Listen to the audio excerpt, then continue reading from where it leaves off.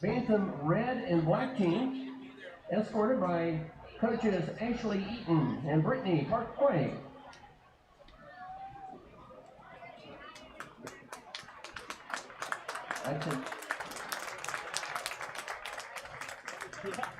Next we have the Lakota Tomahawks, 3rd grade red team, escorted by head coach Bill Woolley.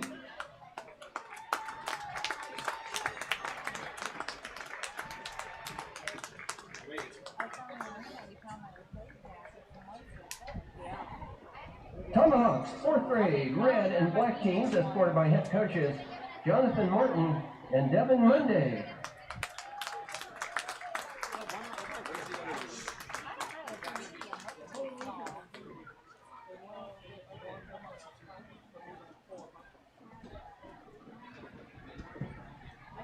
Next we have the Tomahawks 5th grade red and black teams, escorted by head coach Chris Alice.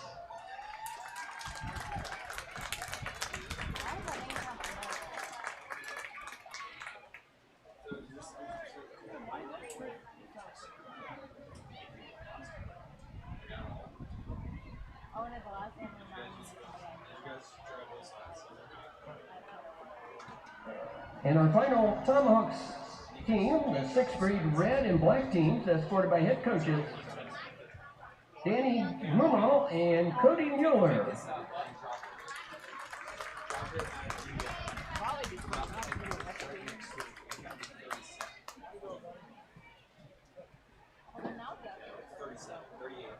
Next we have the Lakota Lightning Youth Football Organization with head coaches Jeremy Brown, Dave Wilson, Brandon Vieira, and Marcus Scott, Damian Clark, Cole Jones, Roman Doggett, and Ben Chasteen, and Ben Evans, Landon Johnson, and Andy Perdue.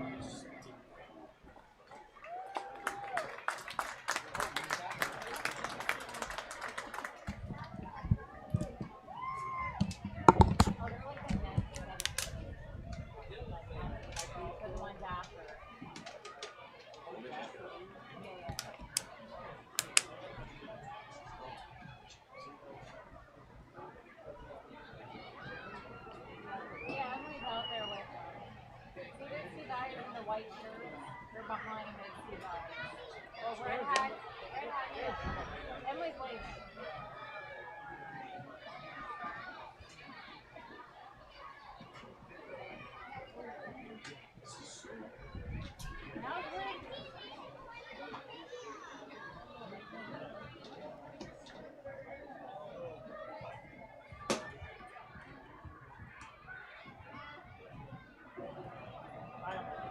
Thank you to all the student athletes from our youth football programs. We look forward to having you here at Lakota West in a few years. And as always, go Firebirds!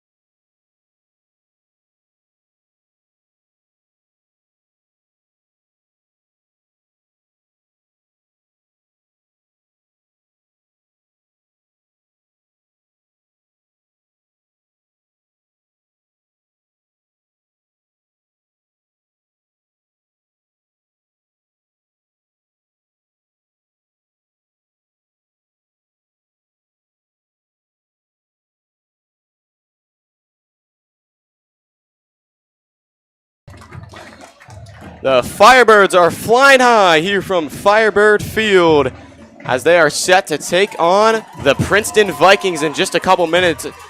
This is obviously a big one as both teams are here once again. 2 years ago they met. West looking for revenge after a tough loss. Jackson Smith looking for revenge, this whole team, but it's not just for them, those high schoolers. It's also big for the little ones as it is future Firebird night here from Firebird Field. Like you saw earlier, the kids coming on. It's a great day, one of the best games of the year. I'm Nico Stolmark alongside my co-analyst for the first time, Dexter Rees. Dexter, how are you feeling right now? It's great to be here, Nikos. First time commentating football. It feels kind of crazy. This will be a great game. I'm really excited for today. But before we talk about this game, let's talk about what's going on around the GMC tonight. So obviously we have our amazing game here tonight, homecoming for the Firebirds, West versus Princeton. But around the GMC, we also have Sycamore versus Fairfield. What do you think about that game? Well, I think if you're looking around the GMC, Sycamore's offense is very unreliable. Both teams are kind of struggling to get their footing going so far this season. I think Fairfield takes that one in a very easy win. I agree. Sycamore only about 111 total yards of offense per game. Pretty lackluster. I also think Fairfield will take a big win there. What about Coleraine versus your top of the GMC Middletown Middies? Middletown, of course, off to quite the hot start. They had one last year as well before West, kind of muffled it. But still, they are looking to stay undefeated. I believe that the last in the GMC still undefeated. I think that stays that way. They take Coleraine. Coleraine obviously on an insane losing streak right now. I don't think that changes this week. Middletown moves on. I agree with you there, Nikos. Not a whole lot to say for me about that game. Middletown looks like they're going to be cruising up until they play West in a couple weeks. And our first really interesting game here, Hamilton versus East. What do you think there? I think Hamilton, pretty solid team. We met them earlier. I think East bounces back, takes that one in a thriller. I agree with you. Looking here at Mason Oak Hills. Is the big one, Dexter. Yep. Mason Oak Hills, battle of good run offense versus good run defense. I think Oak Hills takes that one. I think good defense always wins out. I think that's how that one moves. So GMC looking strong. We are set to kick off. Who else but Kofi Dubefore? We pretty much talk about him every stream. I'll say it once again. I would bet money this one goes down the back of the end zone. He almost never misses. But I'm just excited for this game. We were here 2 years ago at home. It was such a good game. I guess not so much a good game, but a heartbreaker. West went down 0-2 that season, but then they had a pretty good run in the playoffs. So hopefully they take this one changes, but the final result stays the same. A nice deep playoff run. Absolutely, Nikos. And we have Kofi Dubefore ready to boom it through the end zone, presumably. Dubefore, and it'll be a squib kick, and I lost all my money. It'll be tipped in the air, and it'll be returned by Zion Neal, the East transfer, making guys miss up the field, and he is wrapped up at the 20-yard line. Big tackle. I think that one was by number 33, Andrew Fryer, the big linebacker, the junior himself. Honestly, I was really surprised by that squib kick, and honestly, obviously I was too, Dexter. I thought Neal was going to be down at about the 10-yard line, but did a really good job evading some West defenders and getting all the way out to about where he would have been on a fair catch. Very poor financial decisions for me, Dexter. But regardless, now we'll get to see this new look offense. Obviously, they lost Birch to Mason, who we met a little while back, but this one will be Loris Barnes at the helm. See what he and that East transfer I mentioned, Zion, you can do. And flag off immediately. I think that one's going to be false start. And just talking about my my personal keys to the West win here tonight, the Firebirds really need to force Princeton to use that pass game. Loris Barnes struggled the last time the Vikings, faced a very talented team. So we're going to be looking to force that pass game. We're also going to be looking to feed Tyson Davis when we have the ball. He's leading the GMC in receiving yards. He's just been great, and obviously got to play disciplined. I mean, just had a first penalty of the game, gave Princeton a 1st and 5. Just got to clean it up a little bit, especially coming off that penalty-ridden game against Hamilton last week, Nikos. Yeah, and that was a huge issue. I think I mentioned against Hamilton last week. That That's a tough, probably the only part of the offense and defense that struggled in that game. They pretty much were able to keep Hamilton at bay, but outside, the penalties were definitely a big issue. They're going to have to change that here tonight. Dean on the carry. 2nd down and 3. So it'll be 2nd and 2. So I guess that was not a false start. That was on West. And another flag comes out. Flag on the play. So look to see a lot from Zion Neal tonight. Obviously, he was incredible with East, and he's having a pretty solid season so far. But he, with some injuries in that running back position, he is going to be filling a huge hole there. Absolutely. It looks like David Hambrick has been out there, but he did get banged up in Princeton's game last week. So we'll see if they lighten the load on him a little bit, maybe try and get some carries for Zion Neal. So I'll bring up 2nd and 7 for this Viking offense. It is a sunny day today, Dexter. It is. And in the backfield, he is... The take by Neal does not pay off. He is a guy, he transferred here to try to run some quarterback, and you see it right there. Does not work out. That's going to bring up 3rd and long. And the big sack on that play was by who else but Judah Blair. Played football with that guy for a long time, very close friends. He is just a different athlete, man. 4-star recruit. He's one of the best young stars on this West team. He's one of the most exciting players on this team to watch. And, a lot of guys come to games to watch some highlights, offensive shootouts, but watching Judah Blair is just incredibly fun to watch. Defense wins championships, Nikos. So it'll be a give again, and they will not get much. So it looks like it'll be a punt here for the Vikings. Good job by the Firebirds recovering from their penalty. 2 pre-snap penalties on that drive, and we were just talking about, both teams want to play a clean game here today. These are 2 evenly matched squads that really it kind of feels like whichever team plays the cleaner game is going to be the one to win here. Yeah, so it'll be Nate Messer out to punt. Messer. He has pretty much held this job down all year long from that punting position as well as kicking. Really been the guy so far this season. Hasn't had a lot of action, but done a pretty good job. That one would be a very short punt. Bounces at about the 49. A solid bounce, yeah. Yep. Actually, a pretty good bounce. Yep. So that'll kind of almost save an extra 10. It'll save a short punt from too much damage. That'll bring up a 1st and 10 opportunity for the Firebirds, and now we'll get to see this offense with who else but Jackson Smith coming for some revenge. Absolutely, Nikos. 2 years ago, he didn't play in this game. Obviously. Okay. Sorry. Hey, you were in 8th grade. That's not true. Your fault. You're right. Was too caught up in my own football then. Yeah, he was during that freshman 2-game stretch where it was not the best football, which is why, of course, the veteran Wiles came in, as that'll be a give to Norman, and Norman gets a few, but Smith, we've seen him this year. He's been one of, if not the best, quarterbacks in the GMC so far.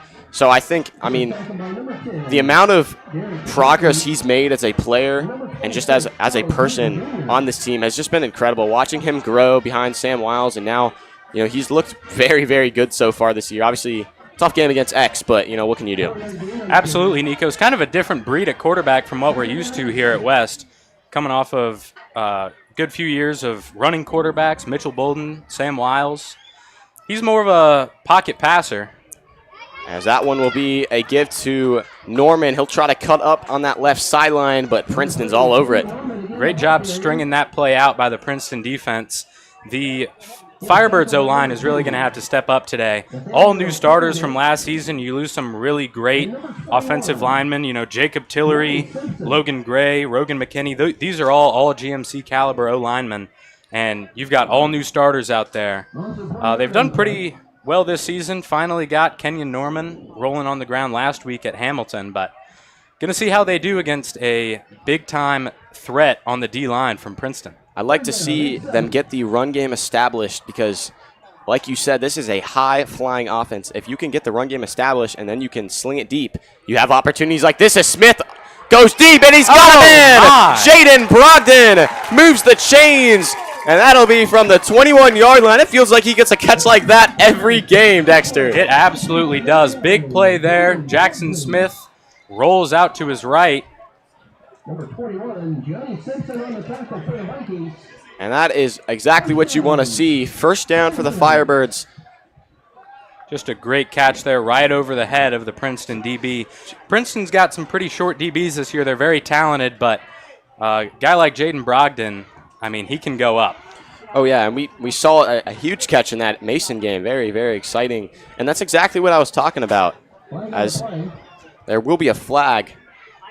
It will still be a first down for the Firebirds, but it will negate some of that yardage. I think that'll be, I think it was holding possibly, but it will bring them back. Still a first down like you said, but that's exactly what I was talking about. If you can establish that run game like they did on the first 2 plays, kind of forces Princeton to bring the box, fill in some guys. You can let Smith, let him play his game without as much pressure.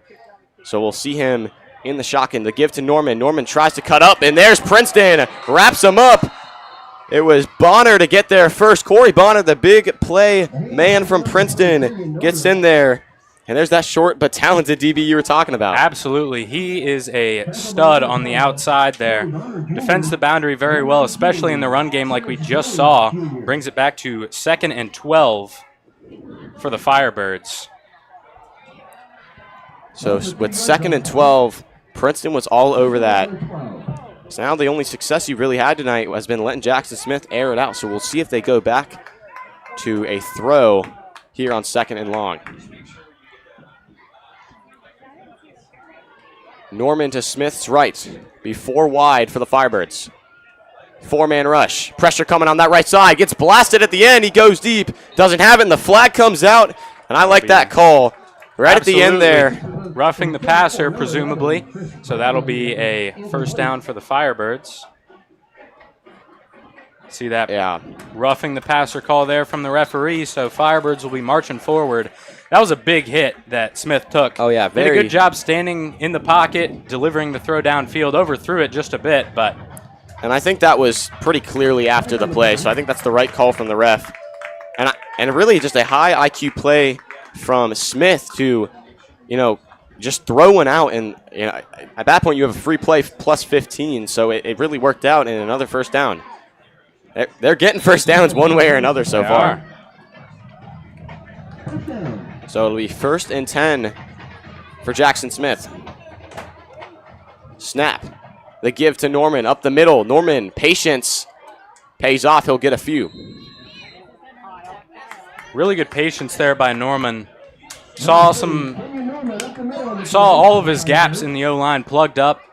Just shakes and bakes a little bit in the backfield and manages to knife his way forward and get a couple yards. Just shows, there's a reason he's a 3-star Penn State offer. Wisconsin as well. Just got one. We were sitting there in math class together, gets called down, gets a Liberty offer. It's no big deal to him. That Wisconsin offer, that tells you something. That's a running back factory up there. Oh, yeah. Elvin Gordon, Jonathan Taylor. Just shows the caliber of guy that he is, and it really puts the pressure off of Smith as Hill motions out roll on out to the right. Yeah, they'll pitch it to Davis. Davis fights forward, and that's the guy you were talking about early. Absolutely. Tyson Showed Davis. some physicality there. Got hit about 3 yards before the line to gain, and he managed to just power his way up to make it 3rd and 1. Now, one of the most involved guys here at Lakota West on that homecoming court. Of course, very, very big player on that basketball team. We were just talking to Coach Moss earlier about him. And, of course, he's maybe the best receiver in the GMC as well. So 3rd and 1. This is an interesting situation. You have to prepare for Kenyon Norman, but when you got a guy like Jackson Smith, you got to be ready for that as well. So Princeton we'll see what shows they do. blitz and brings it. And they are all over it. Coaches are going to be happy after that one. And that's going to bring up 4th down. Now, if you're the Firebirds You got a decision to make. Yep. Kofi Adubafor, very talented kicker, but can't feel. But, in a game like this, Nikos, you want a touchdown. Yeah, and that's something, I talked about a lot with you before this game is, like you said, in a game like this, in a game where you've combined for 9 points in the last 2 games, you need to get a touchdown. This is no time to settle for a field goal. And that's exactly what they're going to do. As play clock ticks under 9, they're going to have to go quick if they're going to get this off. 2 yards to go. We'll see if timeout's exhausted. Time ticking. And that is what happens. Yeah. Coach Bolden will have to take a timeout. So has a little more time to sit on this decision here. Yeah, and that's what I want to know. Dexter Rees, what are we thinking here? Obviously, you have Jackson Smith, you have Kenyon Norman. Where do you want the offense to go? I mean, Nico's, it's a really tough decision. You want the points, especially in a historically low-scoring matchup. But I'm greedy. I want the touchdown, Nikos. The analytics say so, Dexter.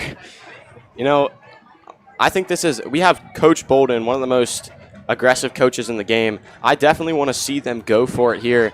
Like I said earlier, they've combined for 9 points in the last 2 games. This is the time for touchdowns. If you're playing Hamilton, it's 30-0. Take the field goal. But in a time like this, you got to get a touchdown. Like, you cannot go potentially 3 games without a touchdown. I say go for it, but we'll see what they decide.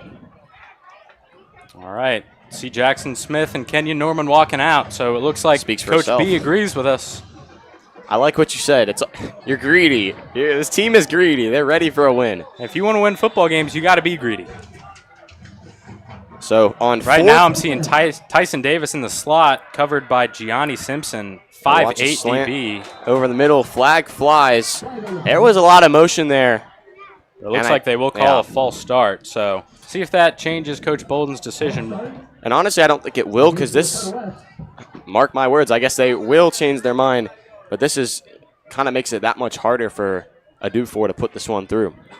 He is a very skilled kicker, but this one will be from, trying to see here, about 38, I believe, 38-yarder. That looks right to me, Nikos. That is no chip shot. Absolutely not. So it'll be held by the backup quarterback, Schroeder. Touchdown last week for Wyatt Schroeder. Has a passer rating above 500. That one's up. It's certainly got the range, and it's got the accuracy. So West starts on top. It's 3-0 when we return here on Lakota West Student Broadcasting.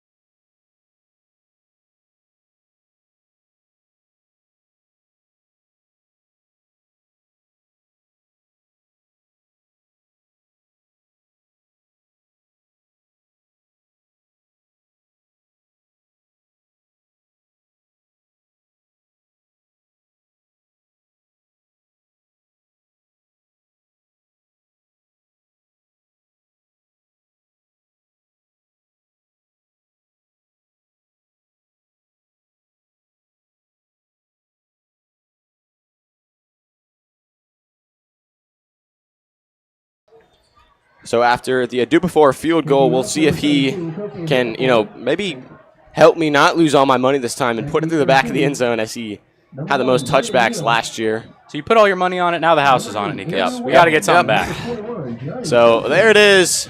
That one, nowhere to go. Out the back of the end zone. So we'll see if, almost said Birch just out of instinct. We'll see if Barnes can take this offense and try to respond. Got a poor start to the season against Moeller, throwing 6 interceptions, but they did show some signs of progress. They had a pretty good amount of yards, and honestly, if it weren't for those turnovers, they would have probably won or been in the game. Absolutely. I mean, they had a pretty substantial lead until all those turnovers came and bit them. And we'll see how he can respond. He, of course, had a really perfect game against Colerain, throwing, I think it was like 3 touchdowns, but of course it's Colerain, so only time will tell against a good defense like West. And a big gap. There's Neal down the sideline. No one to beat. He'll be chased by Combs, and that's a Zion Neal touchdown, but a flag comes out at the end. I think that one might be some kind of celebration call, but wow, what a response. Nikos, I can't tell. Is that a 1 or is that a 7? Neal or Hambrick? I couldn't tell running down the sideline. I think it was Zion Neal down that left sideline. But wow. We'll see what the refs call. And that one's got to be a stinger for the Firebirds.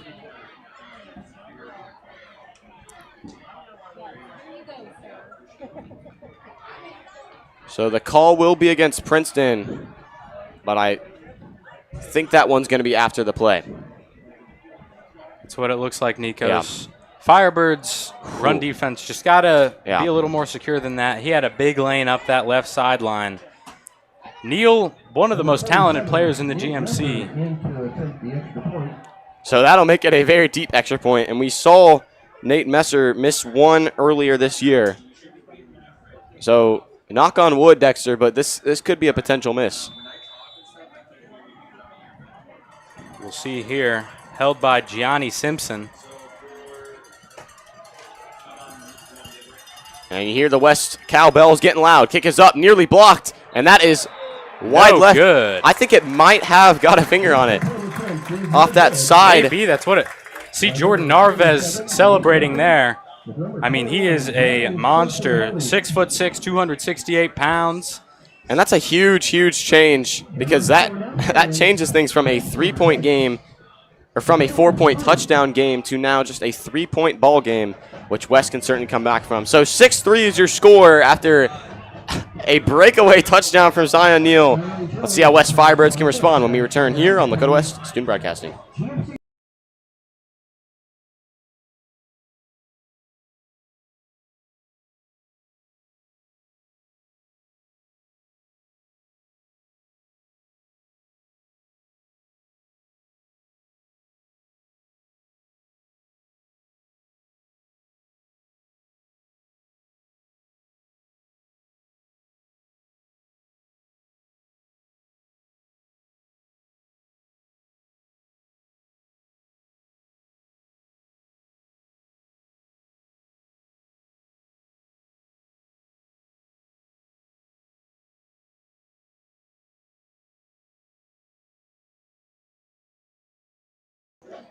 So we return after the breakaway touchdown. It'll be 6-3. I think there's an error with that scoreboard, but now it'll be returned by Bradley. Bradley high-stepping down that sideline. He'll get pushed out of bounds, but a nice gain. Right around the 31, 32-yard line. Bradley, transfer from Moeller this season. I mean, he is a very talented player. I had that huge game against Mason, the 2 interceptions, 2 passes defended, and 3 tackles. It was a sight to see. We weren't on the call, but we were here in person watching it. It was very incredible. Absolutely. Honestly changed the tides of that game. Yeah. Those 2 interceptions, intercepting former Princeton quarterback D'Angelo Birch. Very talented player going up against Oak Hills tonight. So let's hope that's some kind of indication of things to come. So it'll be Smith. The motion man is Davis. The give to Norman, and that one will go for a few yards, and I'm starting to see a theme here, Dexter. Absolutely. That Princeton run defense is very stout. I want to see us open it up a little bit more. I want to see that short pass game, especially to Tyson Davis. He's been lining up in the slot. Yeah, Tyson has been incredible for this offense. He had a pretty solid year last year, but he is already coming up on that yard total to cross. The way he's able to be that guy for Jackson Smith, that deep threat target, it has just been a game changer. Quite a breakout season for him. Smith, there's a short pass to Davis. Davis cuts up, fights off one, but then comes another, and it'll be close to that first down, but I think it will bring up 3rd down. Nikos, I want to point out something that might have not been super visible on the broadcast. When Davis caught that cut up field, the Princeton defender went for a swipe on the ball, and you just saw his Tyson Davis's football IQ there. Pull it up towards his neck. I mean, that is just perfect fundamentals from him. He's been lining up in the slot all day. I mean, when you're in the slot, you're likely covered by the other team's 3rd best corner or even a safety. So, I mean, that's a perfect time to get him the ball. Princeton loading up the line of scrimmage here. Got to get a first down. Norman cuts up, and that should be enough. Princeton fights back, but forward progress, it'll put it close. Seeing that referee will be a coming first. down the side. Chains move, so we're getting towards the end of this first quarter. I think if you're West, you got to get some points up on that scoreboard. You can't go into the second quarter losing. This is a big drive. Davis back on the field. 2 receivers to Smith's right. 7 guys on the line of scrimmage. Yeah, a lot of pressure looking. Norman doesn't care, cuts upfield. First down. Big Or gap. at least close to it, and that is the run game. If you can establish that, Princeton has to, like you said, load the box like they've been doing, and then you have Jackson Smith able to let that one fly. Absolutely. One thing that I've noticed about Kenyon Norman this season, even when the run game isn't working, he's running as hard as he can every single play. Eventually, he's going to break one like that, you know, even if it's just, you know, 6 yards, 7 yards. I mean, that's a big momentum play if you can chunk a couple of those together. You say 4 yards per carry is the target. That one won't get 4, maybe 1 or 2. But once you hit 4, you know you're in pretty good shape. Chased down from behind by, I believe that's Derek Jeffries, the junior linebacker. It's a great job there. Good pursuit. It's the exact progression you want to see if you're that Princeton linebacking coach. 1 yard gain on the carry. Play clock ticks under 20. We'll see what Bolden draws up. Time winding to just a little over a minute here. See Brogdon in the slot now, covered by Andrew Wells. I like to see Brogdon back in this offense. He has been a spark plug. The give to Norman. Norman jumping over defenders. Fights, and it's just going to be about another yard or 2 gain. He is taking a beating so far this game. A lot of damage. Absolutely. See Terrence Jones Jr. a little shaken up on that play, but gets up. Looks like he'll stay in the game. And that's always good to see. So 3rd and 6 here. Nikos, I'm looking for a pass. I mean, it doesn't have to be some crazy downfield shot. We've seen how effective the curl route has been this season, about 5 or 6 yards like we're seeing here. To Tyson Davis, just catch, and then he spins off the DB and turns upfield. Let him do the rest. It's as simple as that. Yeah, Smith. I mean, he's down there somewhere. Has been great. And there you And go. I The called it, curl Nikos. from Davis. Davis cuts Oh, upfield. and a stiff arm. He'll tiptoe his way out of bounds, but not without getting a fight in with the Princeton defensive back. Absolutely. Charles Newton. I'm sorry you had to be on the receiving end of that stiff arm. So 9 seconds left. You have a play or 2 left in this first quarter. But you do enter Princeton territory, and that is good to see. Jackson Smith has just really been incredible this year. He's first in touchdowns with 6, second in yards, and then he is very good with a 67% completion percentage on the year. Of course, now Knutson is up there at above 80 as he'll send that one Deep downfield. shot. No Nearly good. intercepted. Good defense from who else but Corey Bonner. That's going to be a matchup to watch all night. Talking about him earlier in the game, he's made big plays in the running game, big plays in the passing game now. So first quarter will come to an end, Nikos. How do we feel about that first quarter? I'm feeling pretty good, but I'd like to see some more offense. You never can feel too good down 6-3, but the offense is driving. We'll be right back in just a few seconds here on Lakota West Student Broadcasting.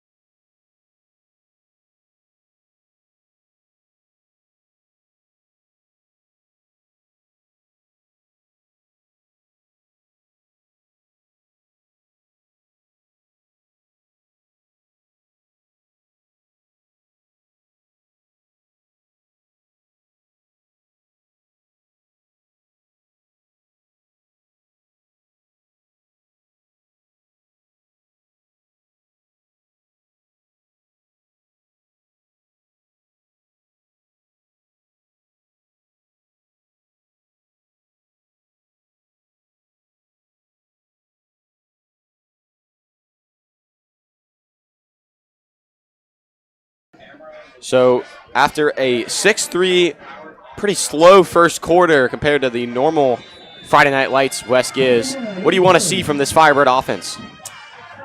Nikos, like I said earlier, I'm gritty. I want pass plays. Yeah. I mean, we can see the Princeton DBs pressed up right now. Throw it deep. And that's what he'll do. He's going in end zone. He's got him in. Oh. And Bradley can't haul it in. That's a tough over-the-shoulder catch in double coverage. But that'll bring up 2nd and 10. I like the shot, though. I'm a guy, maybe it's my Madden intrigue, but I'm a guy who always wants to see, a shot to the end zone. I'm never going to, like when I play Madden, Dexter, I'm always passing it. I maybe run 2 run plays a game, so maybe it's just my bias, but I like to see plays like that. I mean, pass plays are what's exciting. The run game's obviously very important, but Yeah. we've seen Princeton do very well defending it, and I really feel like we match up well with them on the outside. 3rd and 10. Be a motion for Davis before a snap for Smith.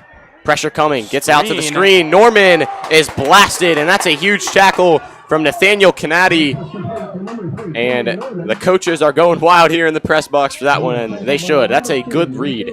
Very good read. Absolutely. It takes some skill to be able to read a screen like that, and also just to be able to tackle Kenyon Norman that well. Just really good job wrapping up around the legs. And it looks like we'll see a Dubofor coming out for a kick. If Kennedy was able to, or if Norman was able to evade Kennedy, that would have been a pretty big play. But nevertheless, it's 4th and 12. This will be from 48. He's got the range, and it's blocked. It's blocked. Picked up by Princeton. And that's going the other way. So a big special teams play from both sides sets up Princeton with very, very good field position. Nikos, I mean, that's just a tough play there. That's a long field goal for a Dubofor. Defense has got to be tough here. I mean, only looks like about 58 yards to go for a touchdown for this Princeton offense, coming off an electric one-play touchdown drive. Yeah, they had a great first drive defensively, but then that second one was full of doom and gloom. So you're going to need to see a good one here, especially already down 3. You cannot allow a touchdown. And it'll be a double handoff. Neal airs it out to Bradley, and Bradley almost gets another interception. He was looking downfield for the Princeton receiver. Can't quite catch the number there. Pretty good throw. That's when you have what's nice about having a guy like Zion Neal. But Chris Bradley, the Mueller transfer, I think that was Ryan O'Brien, the senior receiver, on the attempt. But perfect defense on Bradley. And honestly, a great play by that senior O'Brien to get that one out of his hands, because that was very close to interception. Absolutely. Just saw Bradley falling with the ball in his hands, and then the receiver does a great job to stop that. Spin off. It'll be a spin from Hambrick. Hambrick tries to cut upfield, but he can't get anywhere with Colin Ogletree in pursuit. Ogletree and Blair do a great job. Thought that they might be brought down in the backfield, but they do. Hambrick manages to get the handoff, spin off a would-be tackler. Yeah. But West defense recovers, only allows about 1 yard. Read them like a book there. So 3rd and long for this Princeton offense. You imagine you got to get some kind of pass here for Barnes. Barnes will motion across Fields. Off at play action, he'll give it to Fields. Fields got close to a first down, Looks but like he'll be too short, Nico. yeah, huge play right there. Again by Colin Ogletree. Makes a play on the far side and the close side, doing it all, and that's coming up 4th and short, and they're going to go quick. Hurry up offense here, 2 yards to go. We'll see if they can beat West off. They do still have 2 timeouts if they want it, and then they'll slow it down a bit. I'm looking for a big play from Riley Newman here, coming off an injury. An absolute giant in the middle. And he's wrapped up. That was Andrew Fryer. What a defensive stop for the man himself. Andrew Fryer, fan favorite here up in the booth. I mean, not the defender I was highlighting, but I mean, he got right in there and blew the play up. Looked like for loss. Just a Great job there by the Firebird defense handling the hurry-up offense from Princeton. That's exactly what you want to see if you're Coach Bolden on the sideline.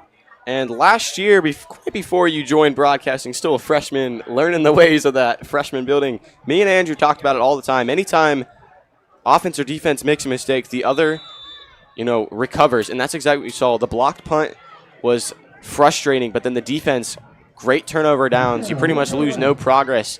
Now the offense got to go work. All right, deja vu here. Starting to drive right around the 50. The gift to Norman. Norman chugging those tree trunks, and he'll get about 4 there.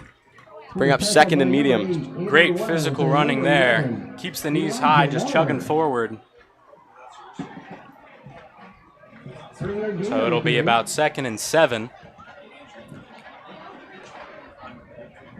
Second down and 7. So we'll see what the offense draws up here. Princeton, bit of a miscommunication defensively. And that's going to be, I think, another false start. I think that was Sean Simmons on that right tackle position. Simmons seemed displeased with that call. Looked like he thought the senior D tackle Jesse Proctor might have moved first, but refs say no, so it'll be 2nd and 12 here. Put the Firebirds behind the sticks. That's not what you want in this game. And that's already a frustrating one. Braden mentioned it last week. Every penalty, you got to run it down and out. So this is, you're saving yourself from Monday if you can limit these penalties. So Norman up the middle again, fights tacklers, and he'll be lucky if he can get back to that 2nd and 10 spot. So that'll bring up 3rd and very long. That was Terrence Jones Jr. Saw him a little bit shaken up earlier in the game. Nice to see he's still out there making plays. But, again, just feels like the play calling's a little conservative here for the Firebirds. A lot of runs here in this first half. It seems it's really a part of their identity as an offense is that run game. But, I mean, Princeton's defense, got to respect them. They are responding. Pretty much every single play is just big tackle after big tackle on Norman. And he's so talented, but blitz incoming. Jackson Smith is wrapped up, and he can't get anywhere. Huge play by Terrence Jones Jr. Back-to-back plays from that young man. And that will bring out the punt team, and it'll be Kofi Adubafor for this long boot. That is a drive wrecker.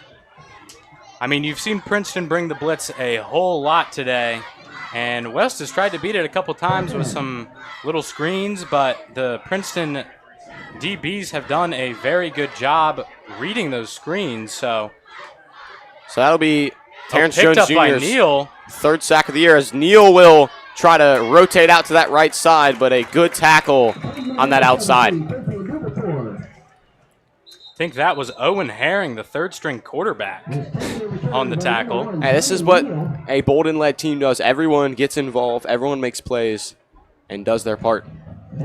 Now, this is a little throwback from myself to middle school, but Owen Herring used to be a very good outside linebacker. Has taken more of a quarterback role, but I believe you, man. Can see the skills are still there. So it looks like we have a Princeton player down on the field. Can't quite tell who that is.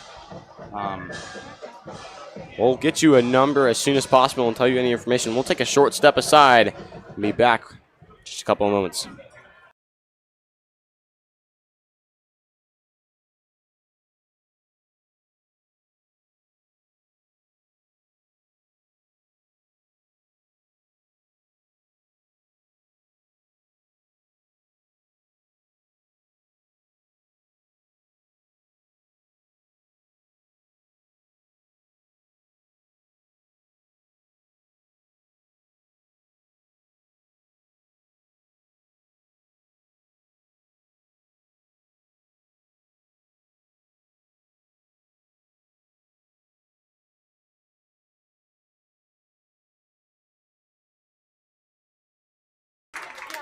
So we return. It was Terrence Jones Jr. down on the field. He gets up on his own accords. Looked pretty good. I think you were mentioning probably just a cramp.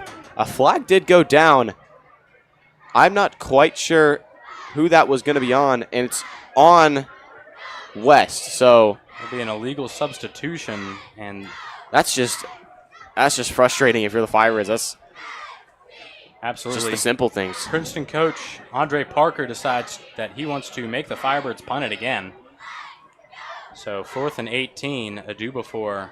I mean, when you have the speed that you have from Zion Neal, I don't think that's a bad decision at all. But absolutely not. Every chance for him to touch the ball is a chance for a touchdown. So we'll see it again. 4th and 18 for a do before. And you hear the crowd yell it. And they want an Princeton offsides. Players heard the crowd yell it. Oh, he jumped.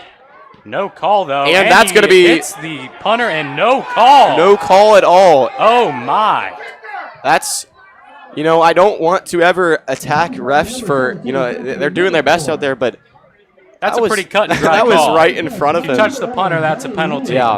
And as well as the offsides and the jump, but nevertheless, Princeton's going to line up. You know, you got to respect the call at the end of the day. You can't have control over it.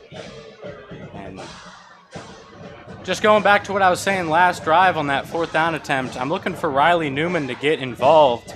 Coming off a injury to his ankle, I mean, he is a monster on that D-line. Stands 6'7", 237 pounds.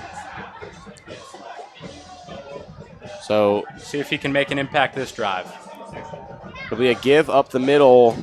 I think that was Hambrick on that carry. Good defense from the Firebirds front 7 stepping up. From who else but Riley Newman. Yeah, it's great to see him back in action. 4 and yards on that one. You hear his little bunch of family getting a little loud, cheering on their young guy.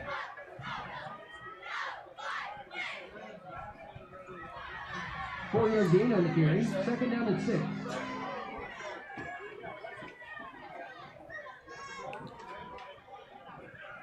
This will be 2nd and 6 after the Newman tackle. Snap to Neal. It'll be the give to Hambrick. Hambrick's got a hole, and Hambrick will be pushed out of bounds at about midfield. And that, another big run for the Firebirds, or excuse me, for the Vikings against the Firebirds.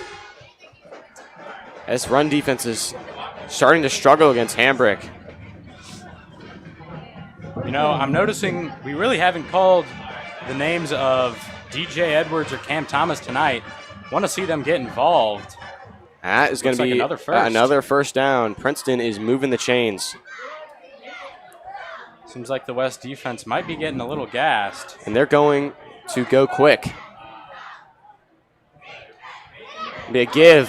Cut to the right side. Penalties fly. That one's going to be Niamie Neal. And not sure what that flag was. I imagine holding. And it will be. So holding, that'll put him 10 yards back. And holding is one of the biggest drive killers you can have. 10 yards is a lot. Absolutely, Nikos. And it's such an easy penalty to get. Here's some guys at the higher level say it happens every play, but only really gets called if it's egregious, because it's honestly impossible not to hold the guy's jersey when you're blocking. Yeah. But sure. I believe on that carry that was Nehemiah Neal, the brother of Zion Neal.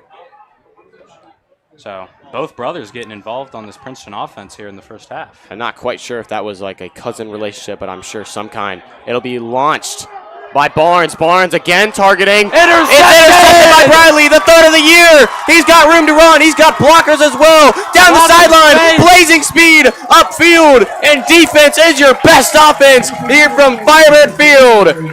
What a play. He was looking for Ryan. We're looking for Ryan O'Brien that first time on that. And then this one is even worse. Chris Bradley says again, stop targeting me. I'm going to make a play. And he does right there. Just so now, an unbelievable play there. If you're the offense, you were just given a gift. You need to take advantage of this. Good vision from Bradley. That, you know, those tip plays are never easy to grab. Absolutely not. He made it look easy, but getting a ball, just snagging it out of the air on a unlikely bounce. Saw Kofi Adu before getting stretched on the sideline there. Well, you need him, and especially in a game like this. Do. Really a motion, flip to the Norman. Outside. Norman cuts up space. Down the left. Norman's got room to run, flags fly, but still should be a good gain if that is in fact holding.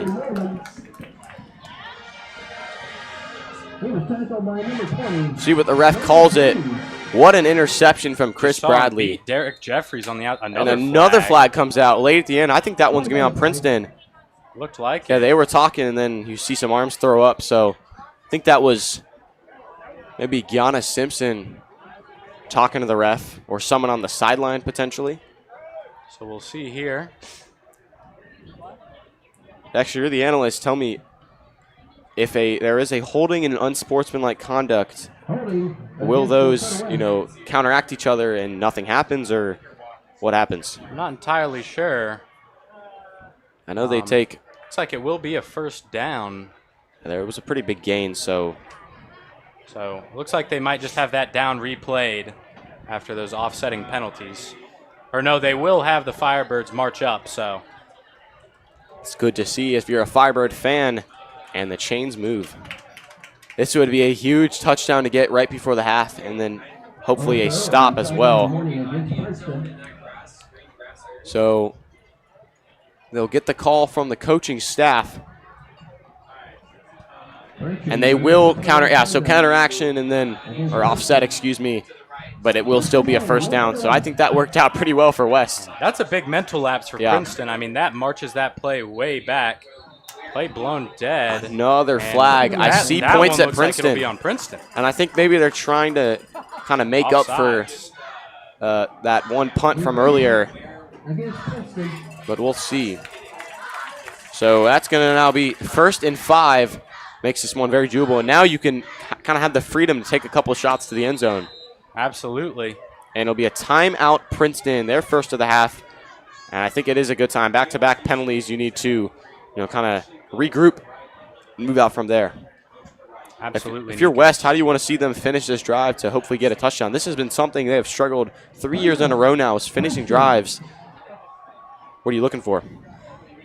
Nico's red zone offense, kind of counterintuitively, you'd think closer to the end zone, it's easier to score, but when you're all bunched up, not a whole lot of space to work, it's difficult to really draw up a good play. So a lot of times you see teams work the run, but that Princeton run defense has been very stout today. So I really don't mind the idea of seeing that curl route from Tyson Davis again. We've seen it work over and over this season. So I don't mind that if the Princeton DBs are playing a little bit off the line of scrimmage, 9-10 yards back. I don't mind seeing Davis get a quick shot, kind of an extension of the run game at that point. Just get it to the outside as fast as you can. But we'll see what happens here. Yeah, I kind of mentioned earlier, that first game that I ever was here for broadcasting, it was about, I think there was a play where there was 4 straight stuffs at the 1. And then, of course, and that's going to be another offsides for Princeton, I think. So, looks like that timeout didn't regroup them all the way. Not quite. Coaches in the booth next to us, not too happy. And then there was that game last year, of course, 2 field goals in the red zone. So you have to get a touchdown here. I think this is one of the biggest drives of the game. Absolutely, Nikos. You want the touchdown. You want to take that lead. Smith in the shotgun. Smith will take the snap off of play action. He will take a shot to the end zone. He's got Davis in the back of the end zone. Perfect. And it's broken up at the end. I'm not sure if they call that touchdown. What a defensive play again by Corey Bonner. Wow. I thought that one was good, but he broke it up at the very end. I mean, that was a perfect throw. Honestly, a really great catch, but an even better play by Bonner breaking it up. I mean, there's nothing you can do there if you're West. That was good pass protection, good throw, good everything from the offense, but when a defensive player makes a play like that, you can't really do anything about it. And this defense is starting to look really, really scary for Princeton. But we'll see where they go here on 2nd and 10. They stack the line. Snap, Smith, the flip to Norman. Princeton's all over it. He is wrapped up. The first one to get there was who else but Terrence Jones to trip him up. What a big play. I don't like that play very much at all. That's a long developing pitch on the outside. I mean, we've seen time and time again today how talented Princeton's defense is on those outside runs. Just do a great job stringing the play out, not letting Norman cut up field. So, I mean, we've seen the passes get open, but I mean, I would love a slant or something. It feels like the defense is blitzing those middle linebackers a lot. So, Third down and long.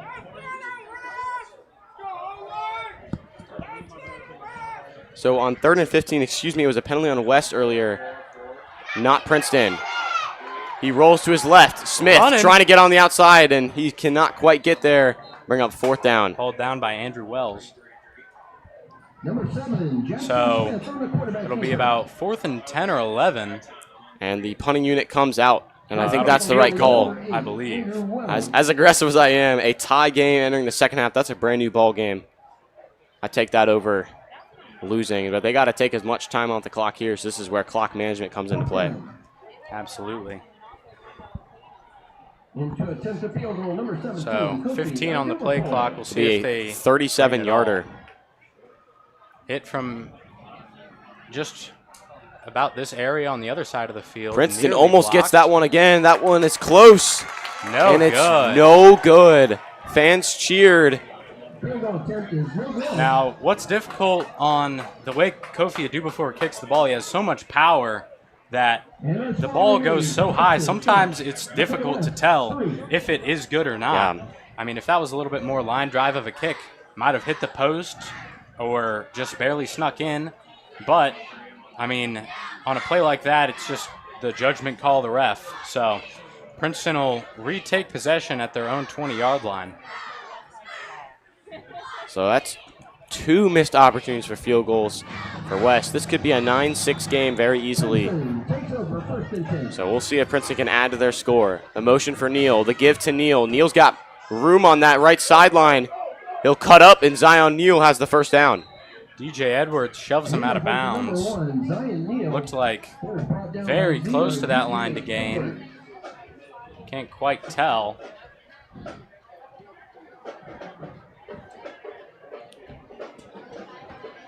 And it looks like they will call a 1st down. At least that far side line judge is, and they will. move the Little bit of chains. lag for the whole crew, but Yep. they're doing their best out there. It's So tough. They're most underappreciated group in a football game. the chain gang Absolutely. coming out. You know, we lost that in the NFL. They're now going to do more robotic ways of figuring out the 1st down, but we still have it in here in high school. So I'm keep old it for school, now. Nikos. I want that. Neal pitches That it human out element. to Fields. Fields gets some room, and it's another 1st down. I mean, feels like Princeton has found a little bit of a weakness in the West defense here. It looks like they really just want to By number 11, work the outside 1st down, Princeton. on those, a little touch pass and that screen on that play. West defense has got to get over to the outside a little quicker. And that's where you're really looking for your very talented linebackers in the middle, DJ Edwards, Cam Thomas. You want to see them ranging out to the outside, Yeah, that linebacking crew, everyone on this defense is stout, but those guys really pulled all together. So Zion Neal QB take the keeper. QB draw up the Lots middle, of and look at the space. moves from Zion Neal, doing it all himself down the sideline. Hit by off. Colin, but he spins Oh, off my. for his 2nd touchdown of the game. Wow. I mean, My goodness. spun between Colin Ogletree and Zion Starr. What a run from Zion Neal. That one looked like he was going to get wrapped up for maybe 4 or 5, and then that was all Zion Neal the rest of the way. I mean, that reminds me of Braxton Miller on Ohio State back when I was a little kid. Just that spin move. There was nothing Ogletree or Starr could have done there. So now we'll see the extra point. We saw a miss earlier. Let's see if we can get one more.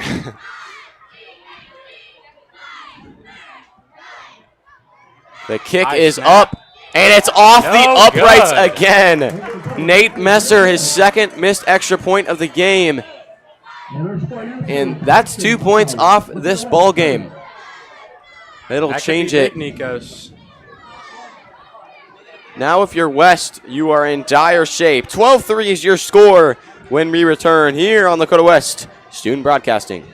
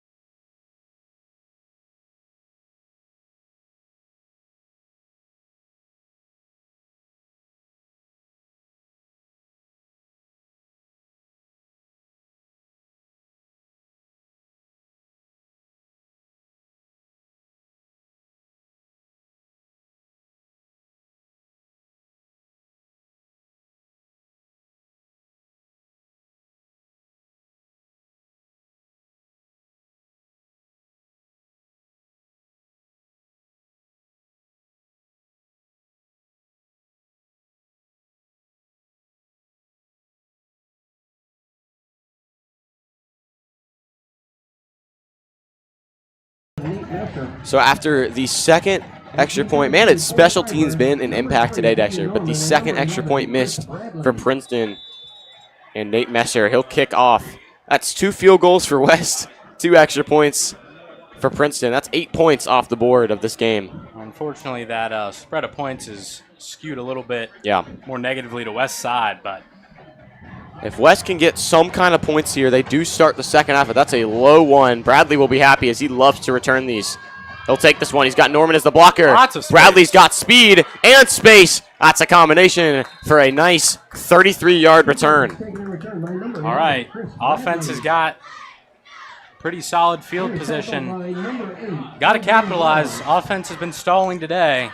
Want to see the pass game. Like I've been saying all game, I want to see the short passes, Nikos. We went long. It's been there, but just some very minute errors or just good plays by the Princeton defense have kept us from cashing in on those. Definitely need some stuff over the middle of the field in that, like you said, 6 to 9 area yards range. Nothing too deep. That hasn't really gone their way in the run game neither. But I do believe that we do need to establish the run game at one point. Blitz off the side. Smith pump fakes. He's got time. Good blocking. Gets that one out to Brogdon. And Brogdon can't hold it down.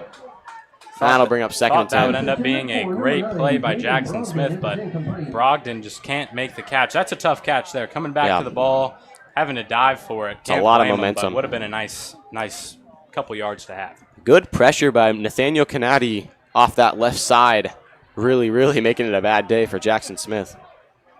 So you see Radica coming out for the offense. A lot of offers for that young man. Yeah, he is. When he comes out, you know it's time for some business.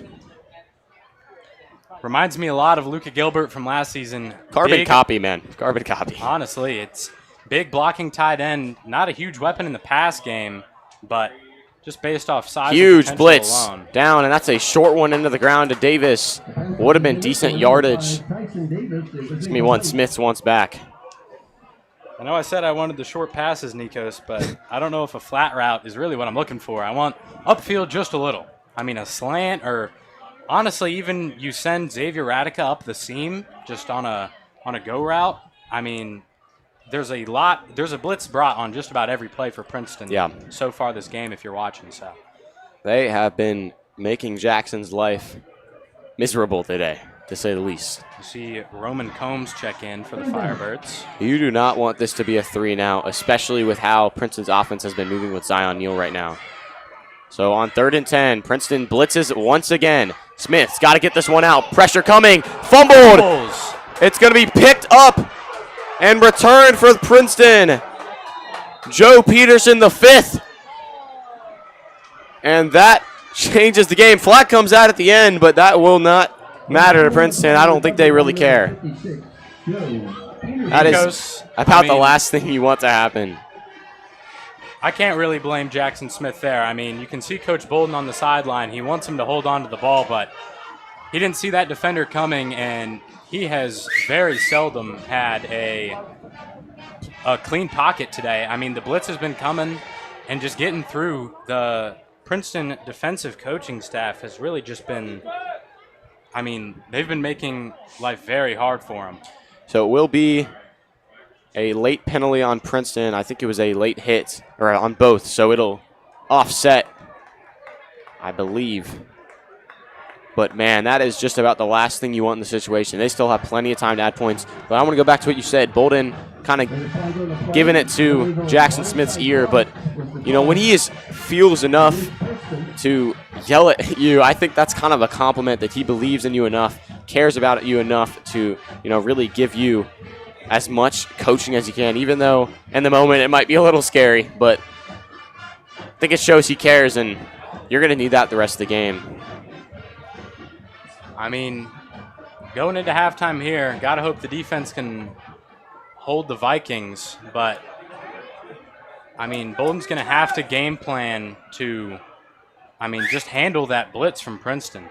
I think, excuse me, I think there was 2 penalties on Princeton because they just moved a lot back. Now they're in their own territory. And that's right, Nico's back to about their 35 from what should have been about West's 35. Yeah, I'll take back what I said, as that's a catch to Neal, and there's Fields, but at that time they can't go anywhere. Some pushing and shoving at the end of the play.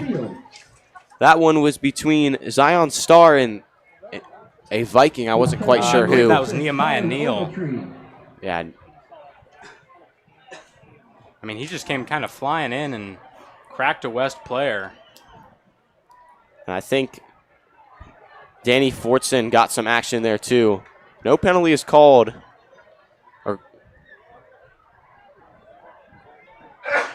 Nope. No penalty will come out on that. I saw the ref coming by himself. I thought maybe he would have something. But that'll bring up 2nd and 10, so good stop from the Firebirds.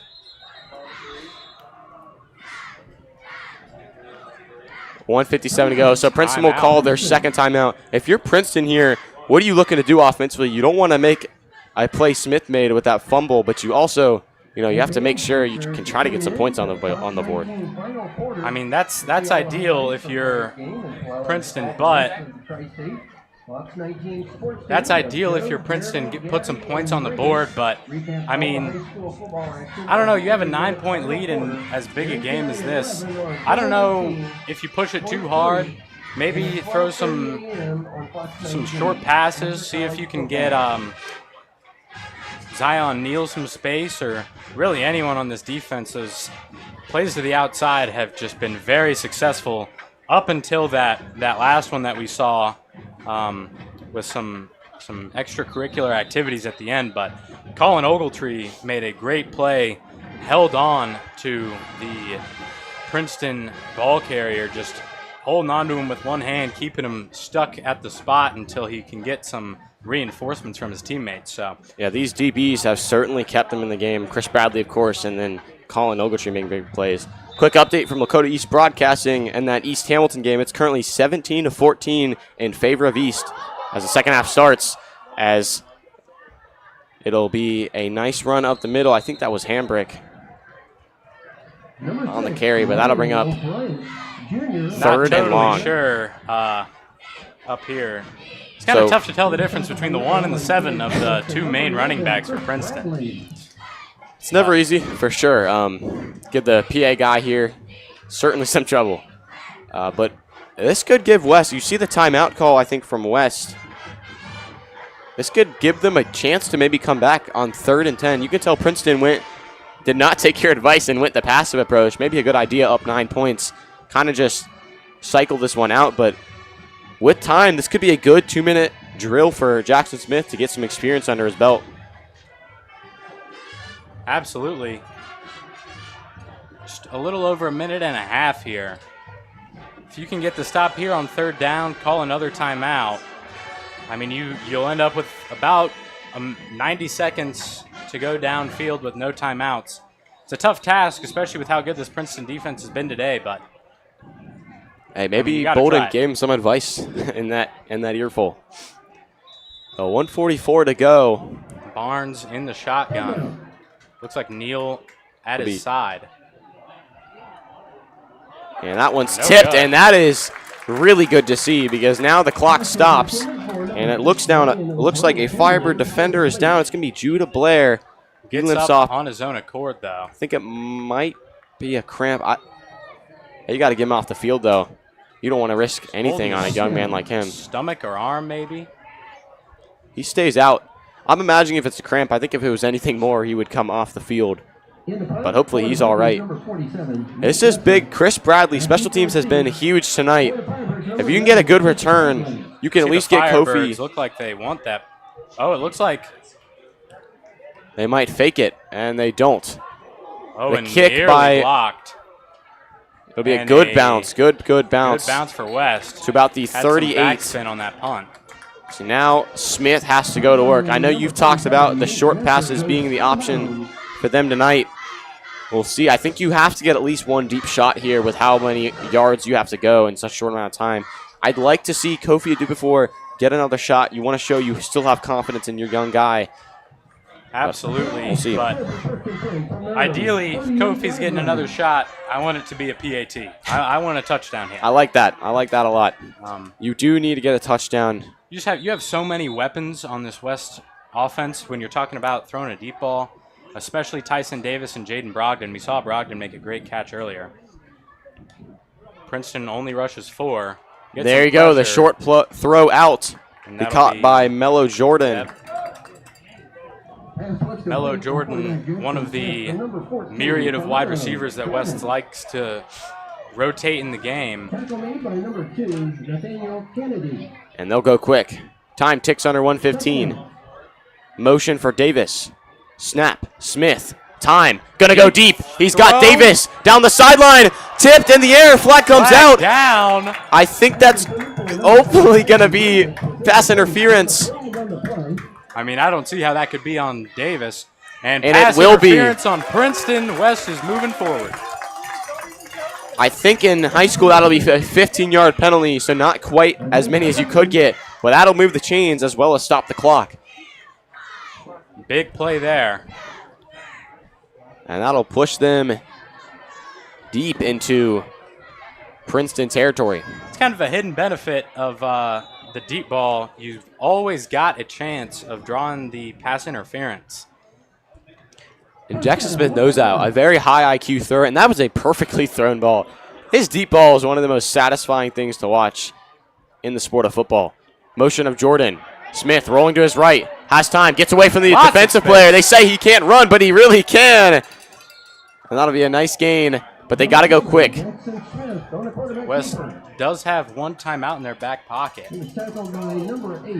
And that was all thanks to Princeton trying to get that first down and that tipped ball in the air.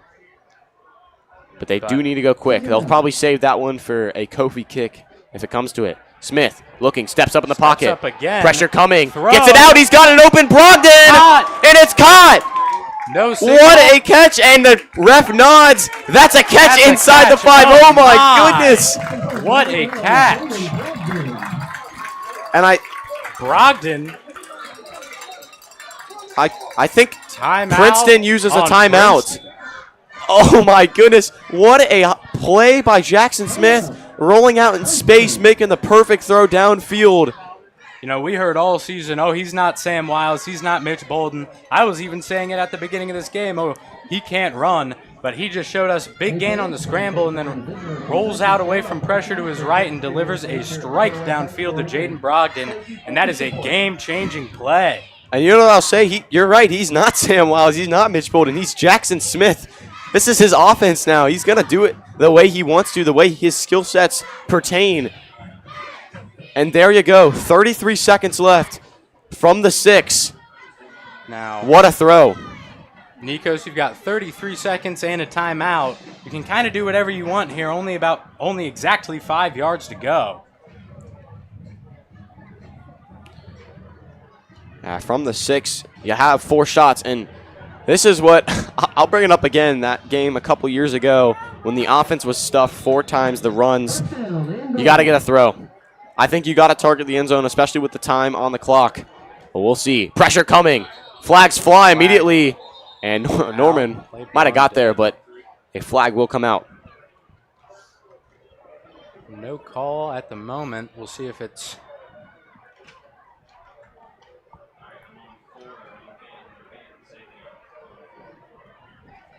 a legal substitution on Princeton. And I think that West a little closer. Should put them at the 1. And I think that's a 5-yard. That might be half the distance to the goal up here, Nikos. I wasn't sure if because it was 5 yards they'd put them at the 1, but nevertheless, very good penalty. Put them around that 2.5. So still 30 seconds, but you've got half as far to go.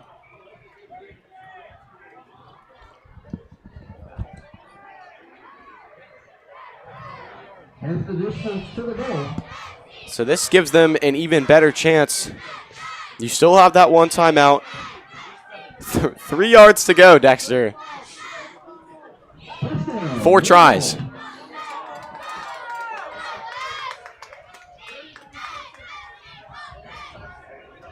So it'll be a bunch from the front. Stacked to the right. I imagine a run to Norman might be the play, or some kind of roll to the right. It'll be a pitch to Norman. Norman fights. And Princeton shackles. Clock continues to tick. Gotta wonder, this is timeout territory? No or- timeout is called, and I don't think West expects that. I think they're going to try for the QB sneak. I like the play call. Smith gets on the left. And they blew it dead. Oh, man. And they That call was tough. offsides on Princeton. Ah, that's unfortunate. Encroachment against Princeton. So that'll push them even closer. Because With 12 I'm not seconds. sure why they didn't just let that play go. I think when it's offsides, you are supposed to let. Yeah, that might be Play different run. for high school. I'm not sure. But nevertheless, I think that kind of works in Princeton's favor because it did take, like 21 seconds off the clock. I mean, that would have been a touchdown for Jackson Smith. I think the QB sneak here and then timeout is the call. Will they do the Philly tush? Up the They middle. will. They push. Looks like a They fight. touchdown. Refs They'll collide. stay down at about the 1. Timeout called. Wow. So now Thought he might have surged into the end zone, Yeah. but this is a interesting decision to make. You have 8 seconds, I think that you go for a quick pass here. and then you decide what you want to do because of whether or not it's the last play of the game. With 2nd and 1, you have 8 seconds. We'll see what the offense decides. But yeah, I think you definitely. You go quick pass here, and it's incomplete. You've got time for Yeah. Kofi Adu before kick. Or even greed. I mean, we go greed. Another touchdown attempt. Guys up here in the booth want touchdown. I kind of agree. I think in a situation like this, you really, really need a touchdown. You cannot repeat mistakes from prior years.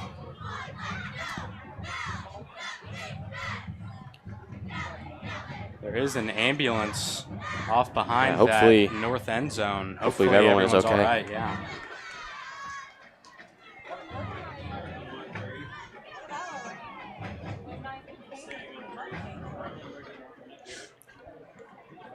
So 8 seconds left. Princeton's defense comes out first to line up. I imagine they stack the box on 3rd and 1. No timeouts for either team. This is going to be a big part of the game. Third down and goal. Apologies for some scoreboard issues here. 8 seconds. The give to Norman, and that's going nowhere, and Princeton makes the stand. So West walks away with no points. The number 3, Kenyon Norman. It'll be 12-3. West does get ball to start the second half. That is the first half. Go get a drink, get a snack, go to the bathroom, whatever you got to do, but do it quick because we have a halftime show. With it being the homecoming game, I believe they're going to announce the homecoming court. So we'll take a short step aside, but we'll be right back for the homecoming court reveal as the teams go back to the locker room. We'll see you in just a moment.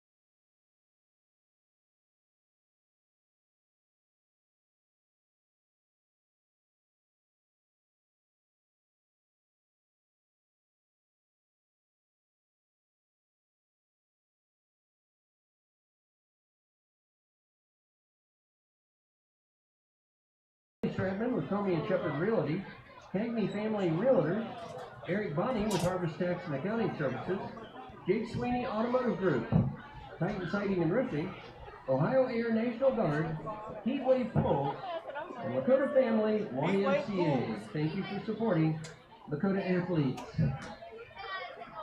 Never recommend it.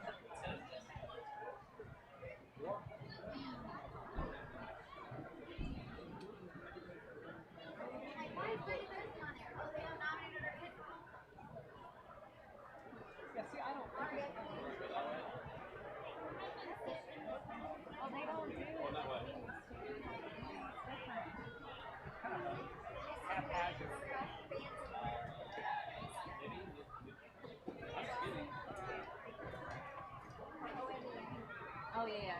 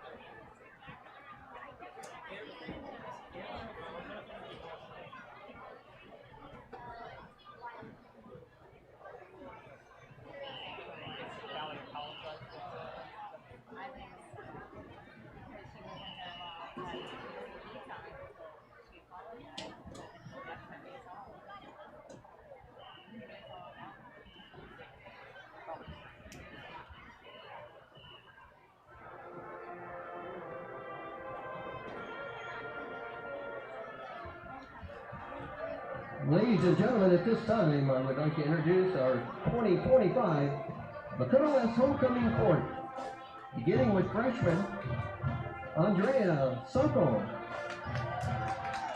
Andrea's been doing marching band since July 14th every day, plays the flute, part of Matthew 25 Ministries and St. Michael Festival. Next we have Jacob Walters.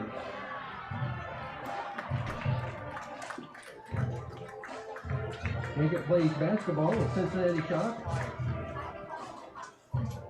Football referee. And one of the best things he likes about Lakota West, students and staff going to football games.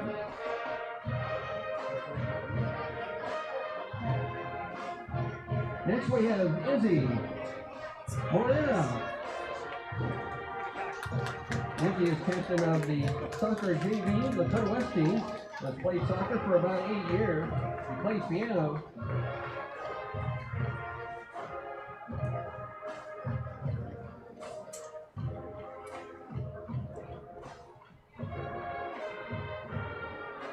Next we have Peruz Kasey. Peruz is in third year of cheer and choir, part of BSU. Something she likes best about being a Firebird is how accepting and welcoming the community is.